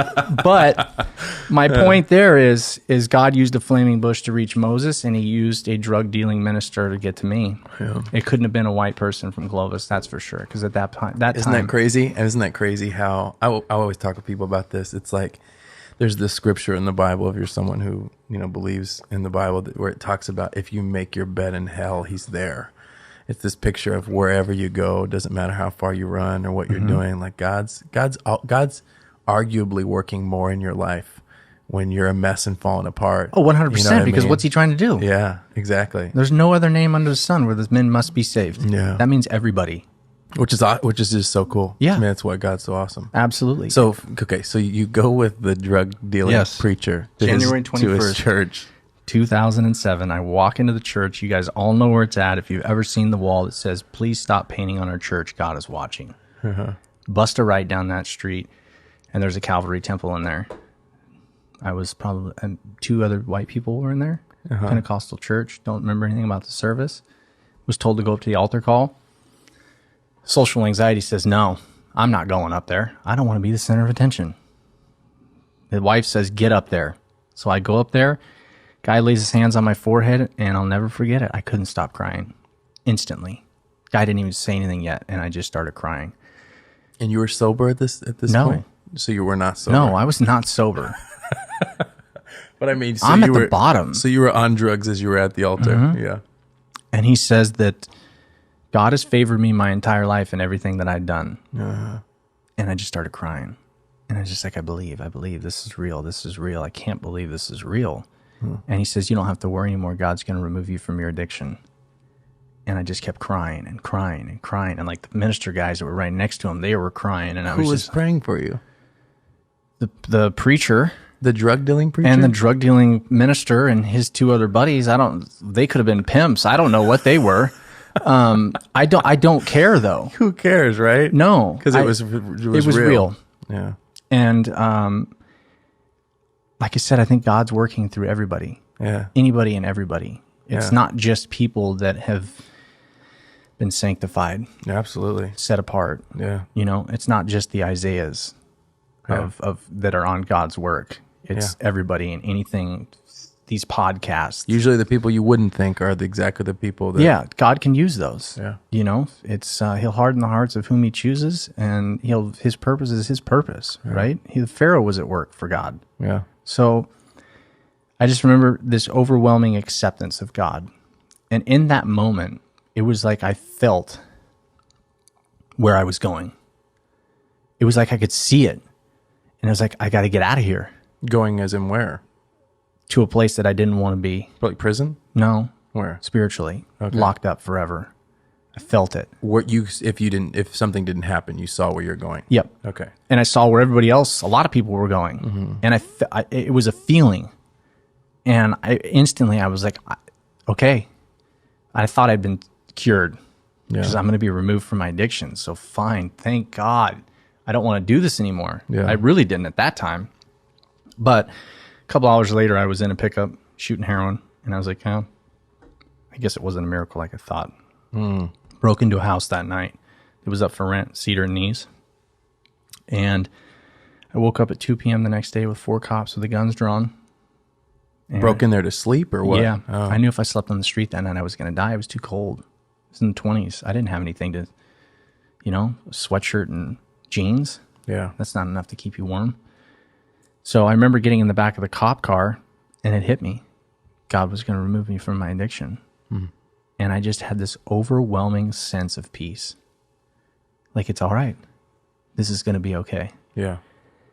And from that day forward, I became a student. I didn't want to teach anymore. I was done. Yeah. I don't know anything anymore. Teach me. Yeah. Teach me what you know. Teach me what you know. Teach me what you guys know. Because I don't know everything. Was that just like a moment of like enlightenment? Yeah, Just 100%. Like somebody flipped a switch. Yeah, because I realized when I felt where I was going there because I was choosing it. Yeah. I was making the choice to go against the grain. Yeah. And so now when I recognize, holy crap, there is a grain, Yeah. I need to start going with it. I don't know how to go with it. So what do? I started ripping through the Bible. Ripping through the Bible.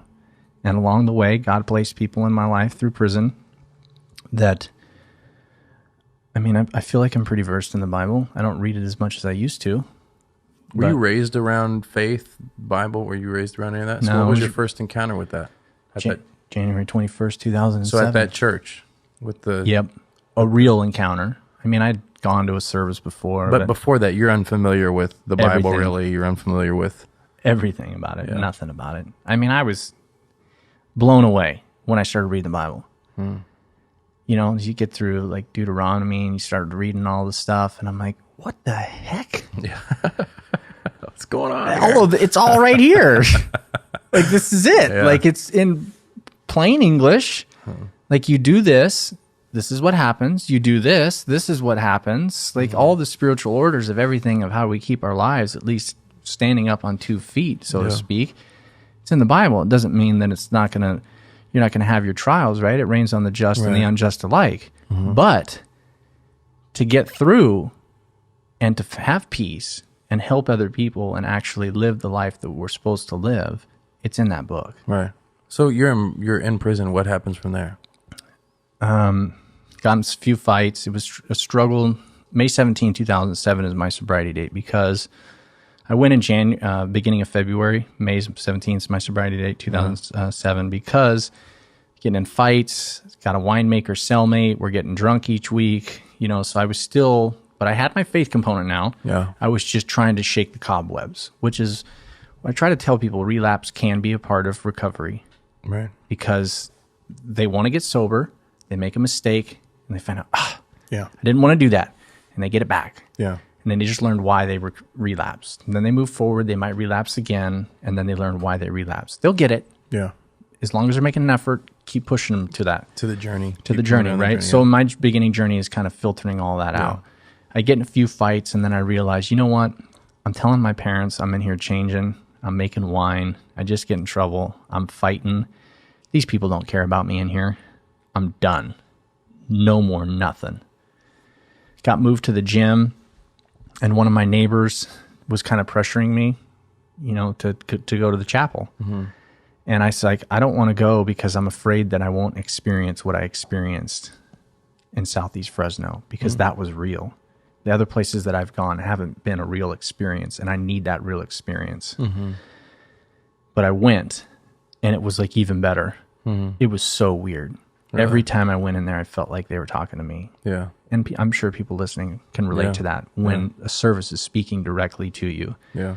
I think what may make me different than other people in some areas, and hopefully other people aren't different in this, is that when I heard those voices talking to me through those sermons, Yeah.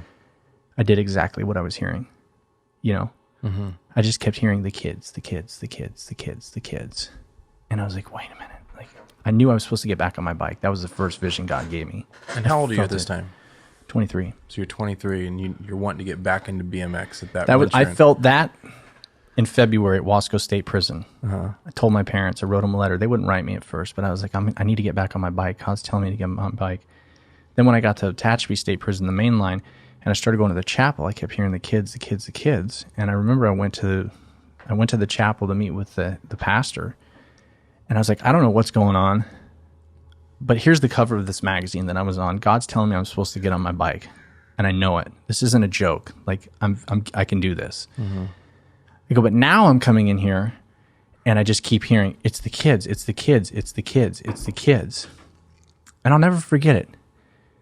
He said, God wants you to create a program for kids.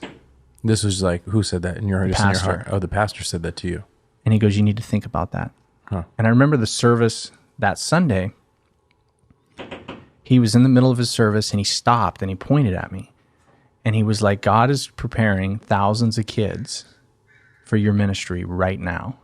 If you don't root yourself in the Word and get into church within 48 hours of you paroling prison, you're coming back. And I knew he was right. You believed him. I knew it. He was right.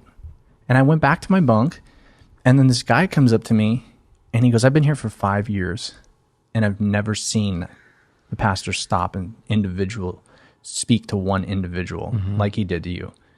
He goes, there's something different about you, dude. And I remember the moment after that, I read my favorite Bible verse, which is Hebrews 11:6. And you must believe that he is who he says he is. And without faith, it's impossible to please God. God is the rewarder of those who diligently seek him. And I just knew that I needed to keep digging. And that I told God, you're going to get sick of rewarding me because I'm going to chase after you and I'm never going to stop. And whatever you tell me to do, I'm going to go do it. Yeah. And it wasn't about the rewards. Yeah. It was just about wanting to finally just have that peace in my life and know that it's not about heaven or hell. Right. It's just about this moment that I have here to live in this body that you're looking at. And I wanted peace. And I wanted to help people. That compassion and empathy, you know? Yeah. And so I did. That's what I did. I chased after him. And then I came up with the Free Will Project name while I was in there. I got transferred from Tehachapi State Prison after 9 months to Avenel. And I met an African-American gentleman named Toby Wade, who became the biggest mentor in my life. He was always reading the Bible. And I just had all these questions. I didn't know how to, you can't learn alone. Yeah. I feel like it's impossible. Yeah.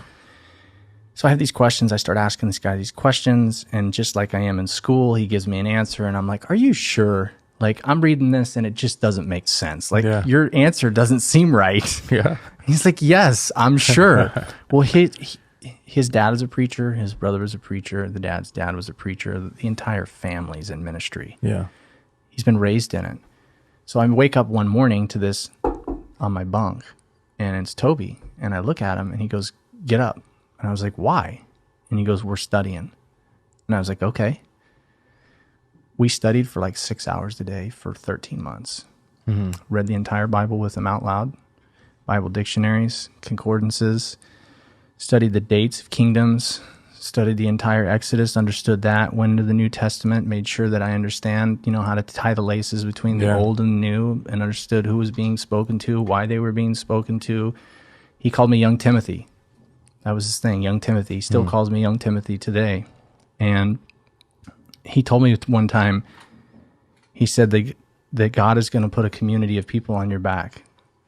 And you have to know his word to do this. And again, I believe him, I felt like something was different about me. Yeah. But I felt that when my my volleyball coach said, Tony, don't you want to be a champion? Yeah. I knew I was different. But then I didn't want to be different. I didn't want to be different. And for those of you who are listening, I'm not saying I'm different and boasting. I'm saying you're different too. Yeah. But we choose to accept the difference that God made us. Yeah. And for you, it was more internally being willing to accept that and be okay with that. Yeah, 100%. Yeah. And not care what people think. Because I'm here for a very specific reason. I'm going to live those reasons out. Yeah. So you, in prison, you decide you want to get back into BMX. You also, you have this dream for this other program that you started. Also, the Olympics come into play somewhere, right? Yeah, because I'm going to make it to the Olympics as a racer. Just where did that come from? God's going to take me to the Olympics so I can tell people. And it just out of nowhere, you just had that thought, that idea needs to within you. happen. It was like, it needs to happen. It needs to happen. Those three things? And telling my story. And telling your story. I didn't. What I didn't understand was that the telling the story was actually going to be my platform, not the Olympics. That's what was going to get you there? No, just so You I thought felt the- that God wanted the Olympics as my stage. Okay. I'm going to put you on this stage. Now people are going to listen. Yeah. What I didn't realize is that actually God wanted me to go to a underwhelming hardware store and buy a hammer that's only going to work for about 6 weeks. And I'm going to have to bang a hammer and build my own stage. And as I do better, go get better hammers and better equipment and build a stage. Yeah. I got out of prison. I raced BMX professionally for 3 years. I made it to the Olympic level. And you were doing really well at that point. I took third place at my first race. Hadn't touched a bike in 7 years. Yeah. I got back on a bike 5 months after I got out of prison. My parole officer told my mom I was going to go back to prison and it was going to be her fault for believing this stuff. Really? 5 months after I take third place, that first year I won 5 races, moved up to the Olympic level, made 6 main events at the Olympic level my first year as an elite pro, blew my knee out at the end of 2011. And it's at that point you're thinking it's over. It's over. It was my racing. Yeah. But I started my nonprofit organization in 2012. I decided that I wanted to stay in the sport, coach athletes. What is your nonprofit called? Tell everybody. Free Will Project. Okay. Free Wheel Like a Car Project. Okay. Look it up, freewillproject.org. Okay. I felt like the free will is the part on the bike that when you stop pedaling, it allows you to coast. But Yeah. free will is what God gave everybody. So it's kind of a play on words. And what all do you do? We have summer camps and after school programs. And the things that we do are we have an educational component that focuses on attitude, choice making, respect for others, community service, substance abuse prevention, personal banking. We pay them every week and we teach them how to balance their money, That's awesome. spend, save, and share. And at the end of the program, they actually purchase their own equipment from us. Wow. And then now they've been empowered to use the stuff that we gave them, the tools that we gave them, to go into the community and stay out of trouble with the thing that saved my life. So awesome. So you start you do the BMX thing. You blow your knee out. It's over. Your BMX career is Racing's over, yeah. You start this nonprofit I start coaching in 2012. and you start coaching other BMX riders. Yep. Okay. And then from there, I started speaking in 2010. Okay. But just small groups. Yeah. 2012, though, my story's catching wind. I think I'm actually good at speaking, and so I'm speaking at every Clovis school. It's got an opportunity to give 36 presentations at different Fresno Unified schools. And fast forward to 2016, became one of the most sought after substance abuse speakers in the country. So it's not local anymore, it's all across the country. I coached 3 national champions, 2 world champions. My nonprofit went from raising $2,500 in a year to over $120,000 a year. And I made it to the Olympics. so okay, and I also made it to the Olympics. So at the point that your knee is blown out, though, are you thinking that the Olympic thing's probably not going to happen? 100%. Okay. So 100%. okay. So and I think that's a big thing of people's journey. You know, you set these goals or these dreams, or you think that you have these Yep. inward things that come from. We would say they come from God, right? These things that, man, I thought God really wanted me to do that. Yep. And now it's over. How did you deal through that process, thinking that it was over? So I have a podcast on Did this. it frustrate you? Well, 100%. Yeah. Wouldn't it frustrate you? Yeah, it would frustrate I was me. frustrated, bro. I have a podcast called Persistent Flexibility, Okay. and I believe it's a big culprit to why people aren't successful is because we draw up in our mind what we want our life to look like. And God will support those visions. Yep. But we don't get to choose how God brings that vision to pass or if it's going to be the complete vision you saw. Right. So I saw myself going to the Olympics. I blew my knee out. Clearly, I wasn't going to go. Yeah. But I told myself through this micro process that I had developed in prison of waking up, brushing my teeth, making my bed, organizing my stuff, and taking care of the little things, that as long as I did that, God would sort everything else out. I didn't want to become so stringent in my thinking that success had to be the Olympics as me an athlete. Okay, that's not going to work. I'm still going to be persistent, make my bed, organize my stuff, take care of the small things. The flexibility comes in that, God, I'll let you choose how to tie this together. Yeah. Coaching presented itself as an opportunity, but it presented itself as an opportunity because I had that flexibility in my mind to say, I don't need to be in control. Yeah. This doesn't have to work out exactly the way I want it to work out. So I got into coaching. And that wasn't easy because nobody wanted me to coach them. Who wants an ex-convict that just got out of prison 2 years prior to this to coach them? Nobody. What do I know? But I actually did know some things, and I was very good with technology because me being at the beginning of the millennial stuff, I was tinkering with computers and building networks in my room when I was in high school. That's why I went off to be a network administrator. So all of these Gen X coaches that don't know how to work Windows and Mac and build networks and just have this tinkering mindset, they also don't want to work with technology devices for training. Yeah. But technology devices for training are actually very effective in making us better coaches and giving us the ability to make smarter decisions that give us better performance for athletes. So I was learning all of this stuff in the short period of time that I was out. I just needed to get people to trust me. So I just trained people for free. I'll train you for free. And that's where it started. Yep. And once I got results out of that person, I'll train you for free. Then I became worth money. Then once I became worth money, then I had world champions want me to coach them. National champions want me to coach them. Some of the top pros. I've coached several Olympians. Gosh. What a ride. Same with speaking, though. Yeah. Just starts out small. I don't need money. I just want to tell my story. I'm still not too good for the work. Yeah. I love stuff like this. I don't need to be paid for this. Yeah. This is just me putting the message into the universe, telling God, we're doing this. And then it creates a space for you, huh? Yep. What time is it right now? It's 3:40. Will you text Elaine for me? Because somebody's supposed to get my son, and my wife is going to kill me from school. And it just came to me right now, and I'm like, oh, crap. We've been going for a while. We should leave this on the podcast because this is real life. It is. This is real life. I forgot to get my child from school. This is such a man thing. And my wife is at home, and she doesn't even have a car to go get him. So I was Send him an Uber. Elaine. I'm going to send him an Uber right now. Just have her call Ashley and work that out, and then we'll. Okay, so like I'm thinking about this whole Olympic thing. Was it immediate that you thought, well, I'll coach at the Olympics? No, because I couldn't get anybody to let me coach them. Yeah. But then when Brooke came to me, I was like, we're going to do this. And that's who you coached? She has the potential. She went before, but as it was kind of a freak accident, so to speak, where the one girl who made the Olympics crashed the day before her flight, and it ended her. She had to be helivac'd out of there. So Brooke gets the call, pack your bags, you're on the team now. So she goes to the London Games, and afterwards, she decided that she needed to take her training more serious and came to me. I was local, and I think me being younger and on the technology side, she took that risk. And so now, we're not only have that coach-athlete relationship, but I would consider one of my best friends. Wow. And it's been a growing process. What Olympics was it that you went to then? Rio. Okay. She took 4th. I bet that was incredible. Oh, man. It was. I can't even put it into words. Yeah. I wish it was in a different country. Yeah. Not that I don't like Brazil. Yeah. It's just kind of disheartening when you see such a prestigious event in such a high level of poverty. Yeah.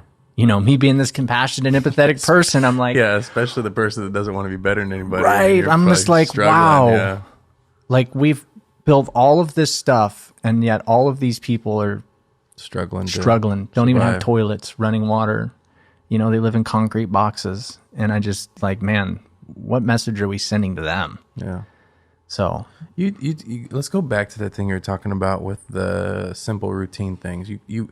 I heard you mention that, I think, in one of the things that I heard you do, the brush your teeth, whatever. That's a big part of your message, right? Very big part. Taking care of the microprocess. Explain what that is. So what I explained to people was when I got to prison, and this is for every addict typically, and I think a lot of people in general, is for me, I didn't know how to brush my teeth every single day. Now, that's not what I'm saying. Everybody doesn't understand, but where this is going. And so I told myself when I felt God say, I need you to get on your bike and go to the Olympics, it was like, okay, how am I going to get there? Yeah. I'm in prison right now. Right. Same thing that probably, Joseph felt. Like, how am I supposed to get where you're telling me, but Yeah. I'm where I'm at right now? Yeah. Then I read, those who can be trusted with little will be trusted with much. And I really started looking at the depth of that scripture, right? And I don't think a lot of people understand that trusting yourself with being trusted with brushing your teeth every single day and doing it with a good intention is really what that's all about. If you can take care of brushing your teeth, making your bed, organizing your stuff, and taking care of all of the little daily things that a lot of people overlook, Yeah. then you'll be trusted with the greater things. And you weren't like that before. No, Yeah. dude. If we went back to my house right now, Yeah. my shoe racks are all in order. My closet, t-shirts are color coordinated. The bed's made. And people would argue that that's just your personality, but you're saying that's, I became that. Yeah. And I became that because I had to prove to God that I could become a steward of little things that didn't seem they seemed insignificant. And really that was the root of my newfound gratitude for things, right? Because I remember washing this white t-shirt. It was a Dickies white t-shirt when I was in prison. And if you had a Dickies white t-shirt in prison, you were a baller. Yeah. And I remember... You've always been a baller, huh? I see your supreme one. But now I'm in prison washing this white t-shirt. White Dickies t-shirt. Yeah, white Dickies t-shirt. And I'm like, you know what?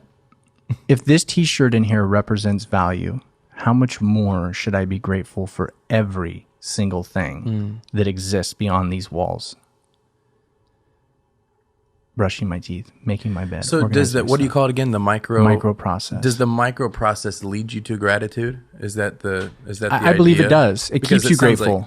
like that's the component, right? Gratitude for You're grateful for everything, the small things.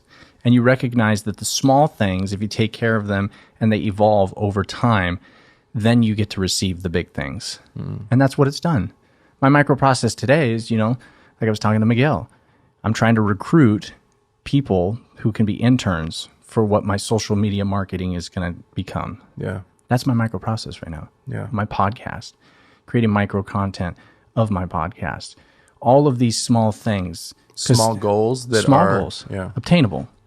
Still brush my teeth, make my bed. Those have all become habits. And even when I'm feeling depressed, that's really when I tell myself, because my mind will always say, just go to the gym. Don't make your bed. When I say, nope, today I'm making my bed. Yeah. Because I feel like right now, if I don't make my bed, I'm falling out of that micro process and I'm not winning and just being grateful that I'm up and I'm able to do things.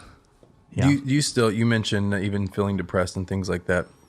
A lot of times people who have overcome, I was talking with somebody just earlier today, they have this preconceived or assumption that people who are go-getters or successful or going after it, wanting their life to count, that they don't deal with the feelings of, you talk about anxiety or depression. Do you still experience those things? And Absolutely. How do you navigate those things in life for you? Depression is all about a plan. So depression wants me to stop, isolate, and sit, and self-pity, self-loathe, become a victim. Planning for me is how I've overcome a lot of that. So typically I have 5 tasks that I'm trying to accomplish every single day. I write them down when I get up. They're on a dry erase board to the left side of the end of my bed. As long as I hit those 5 things, I'm okay. Are they different every day? Sometimes. Usually the gym is on there. What would be an example of your 5? Like what's your 5 for today? On the very simple, on Thursdays, you'll see gym, coffee shop, which is emails work. Miguel's see me there all the time. Poop. Take out my dog's poop. Do the laundry. That's on your list, yeah. It's on my list. Yeah. And go to a meeting. Okay. And if you do this, then that's because you say, what did you say? Depression is wanting you to Depression wants me to isolate. isolate. Okay. So this reminds you of what you have accomplished. Right. Your productivity. Right. that I'm you moving. You're moving. You moved your life forward today by accomplishing the 5. These things that are insignificant to most people, but it's not to me. Who'd you learn that from? Did you learn that from somebody, or is that something you just have incorporated in your life? The whole micro process thing is all something I developed on my own. Now, like I've come to learn, there's other people that there's nothing new under the sun. Right? Everybody's said and done everything before. There's a guy, Andy Frisella, that I love. His podcast, he calls it the Power List. Yeah. And it turns out he tells you to write 5 things down. Yeah. And you can buy his little Power List book. And they're like daily goals. Yeah. Okay. And it's the same concept of what my micro process is all about. I just tell it from a different side of the fence. And that's what helps you stay out of the depression. Yep. Anxiety, the same kind of thing? Anxiety is usually backtracking, cutting out things. And I need to be more still. I need rest. Sleep in. It's okay to sleep in. Take a day off. Level yourself back out, then get back into it. I started having panic attacks 2 years ago. Really? I don't get them all the time. I've had 3. But just out of nowhere as a result of that. Yeah, and I know that's because I'm working too hard. Yeah, so you have to scale. I'm scale it run. up. Are you big? Are you a routines guy? I know that's a thing. 100%. Yeah. So what are Another some podcast, Master of Your Routine. Really? So what are some of your? I have a buddy who's really into routines right now. What are some of your routines? Well, I think Miguel would tell you that if you showed up, and if I'm in town, if you showed up to Cup of Joy between the hours of 11 and 1 o'clock, I will be there. Really? Yep. How do you start your morning every morning? With that? No. What do you do? I get in the bath. First thing out of the bed, you're in the bath? Yep. Like the sitting bath? Yeah. Yeah, I'm a guy. I take baths. Whatever. I'm okay with my masculinity. I'm not laughing. I'm kind of laughing, but it's just I don't know why it's funny, but I just haven't heard of that routine. So you get up and you go straight to the bath. Yep. Warm bath? Cold bath? Warm. You heard of this I hate being invigorating? cold. Yeah, but have you heard of like the invigoration thing where you do like dousing? Of ice And baths? yeah, well, ice baths or showers where you get in. You Yeah, sure. That's not your Not a thing. thing, no. You light candles and do bath Yeah. bombs and No, I don't do bath bombs, but I'm into scents. so yeah. So you do. I have do candles. You do the bath. Yeah. and that's how you start your Yeah, day. check my emails, see what the day's going to look like, do some social media surfing, and I try to, do a little bit of meditational stuff and focus on, kind of what I'm going to do. Then I go to the gym, After that, I'll usually try to eat something small, then go to the coffee shop and, do contracts, answer emails, work on my website, work on whatever I'm working on with my own brand. And then I'll go eat lunch, and then I'll go back to my house, take my dog for a walk, and usually that time I'll sit for about an hour in silence, like straight silence. I don't turn TVs on. I rarely turn TVs on. Yeah. And then I'll go to the gym again. You're 2 days. Yeah. Okay. I got nothing else to do. 2 days. It's pretty intense. No, I'm not crazy in the gym No. anymore. And I'll either go to a meeting after the gym or I'll go home. And then going home is another bath, but that one is much more still. And I'll just try and be still. Take a bath, and then I'll, take my dog for a walk, get back, go to bed, lay in bed, Yeah. still. Social media surf, but just stillness, quietness. I enjoy quietness now, where I didn't before. Yeah. But that's my everyday life. With social media, how do you keep social media for you? Because I think this is a great conversation to continue to be had in our world, to keep it as a tool in your life versus a distraction or something that becomes something you're looking to for affirmation or comparison, things like that. How do you keep it?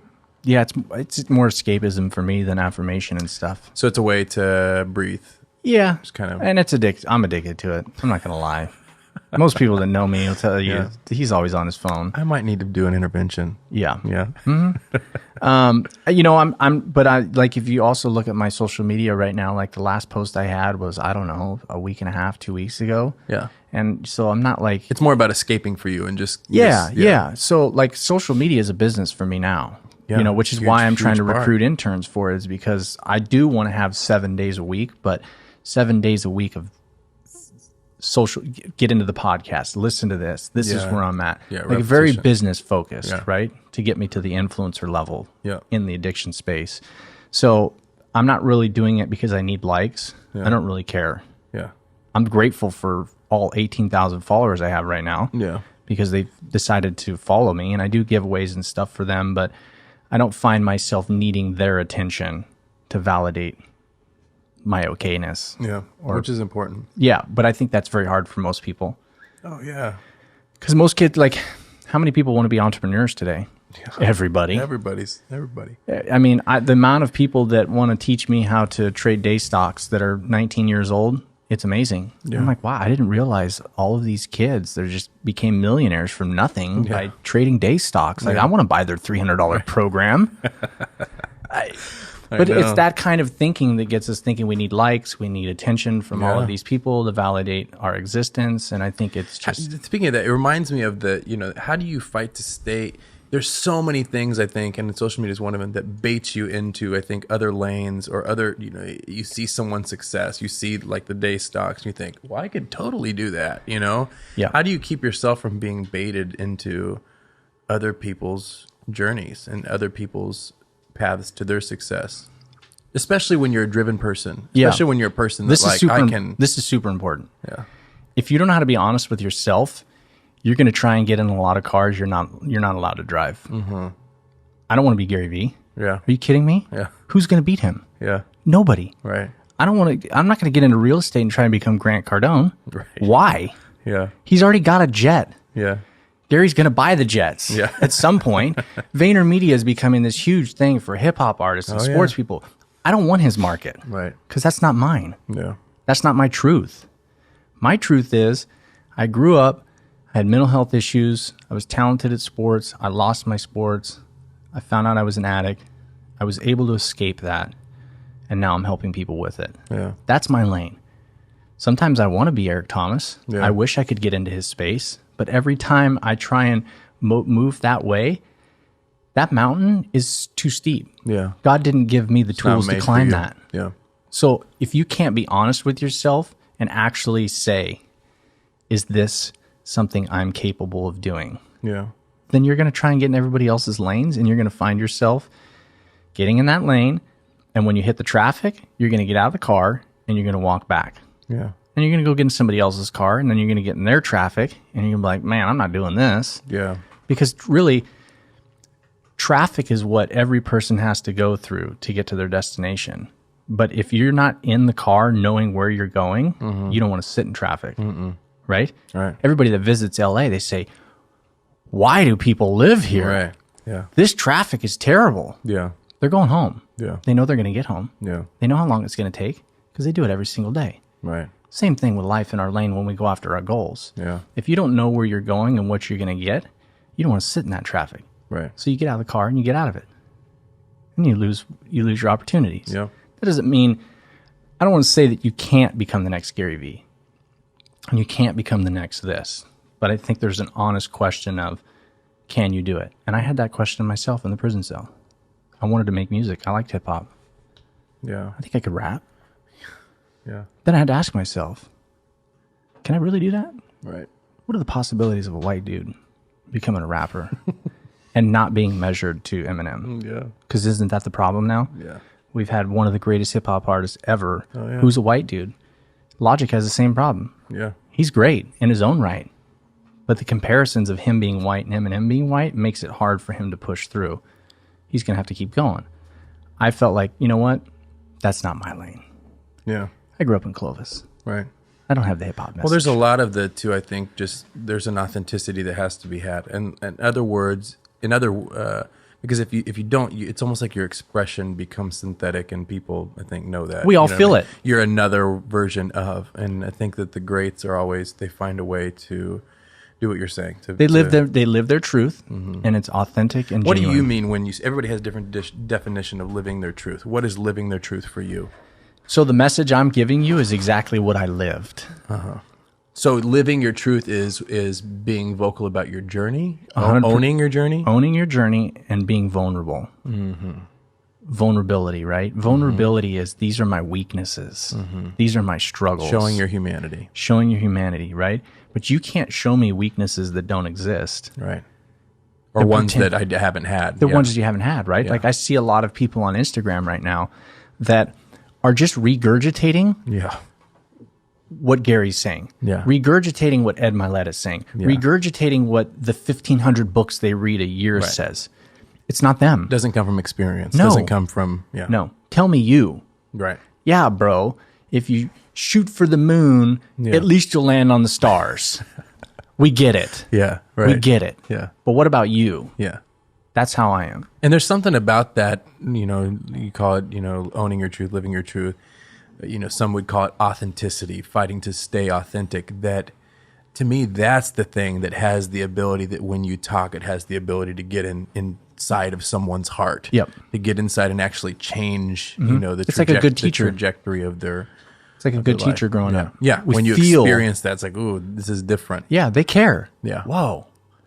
Learning in here is fun. Yeah. Because you can feel they actually care, Yeah. And I think that's what living your truth is just being 100% vulnerable and honest and living that out to its fullest Yeah. and letting that journey evolve. My truth today is not my truth 9 years ago. Because it does evolve, right? And I think that that's has the to. trap. And who you are does too. I think that that's the thing about finding yourself. Well, you're an evolving being. You're going constantly- to continue. You're on that journey forever. Yes. You know what I mean? Because Yep. it's changing. And You're the depth changing. that you go as you evolve, it's like you find yourself that one time. You're like, oh. Yeah. I always try to say people 30, they're like, oh man, you're 30. You feel like you're getting old? No, I feel like 30s have been the best years of my life. Yeah. Like I feel like I accepted who I was completely, cut people out of my life that didn't serve me or what we want to serve each other. Yeah. And it's been great because of that. But it's like, since that moment, it's like, oh, okay, this is even deeper understanding of myself and even deeper understanding of myself. So it's like I'm constantly finding new parts of myself. Yeah. It's incredible. So you've accomplished, those pretty much all of the goals that you had in prison, and you're continuing to ride that horse, so to speak. What's next for you? I'm building a multi-million-dollar brand. And what is that? It's a brand that helps people, centered on help. So I don't know where it's going That's yet. on the horizon. It's on the horizon. Like I'm saying that, and I'm saying it because when I told people in prison that I'm going to the Olympics, they said I'm crazy. Yeah. Well, now the dude that went to the Olympics after he was in prison is going to build a multi-million-dollar brand. Yeah. And I don't know if it's going to be treatment centers, my speaking, social media, the podcast. I'm going to have 1 million viewers someday in the addiction space, listening to my podcast, getting sober through the tools and the steps that my brand creates. Yeah. Employees, putting people to work and paying for their family's food. I mean, I see these things now as like the blessings of what a multi-million-dollar brand is going to do. It's not about a Lamborghini. Right.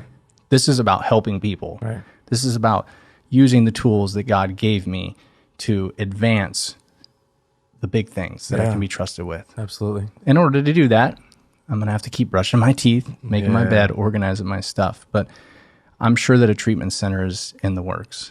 So good, man. Yeah. I'm excited to watch, and there's no doubt that you most definitely will accomplish that.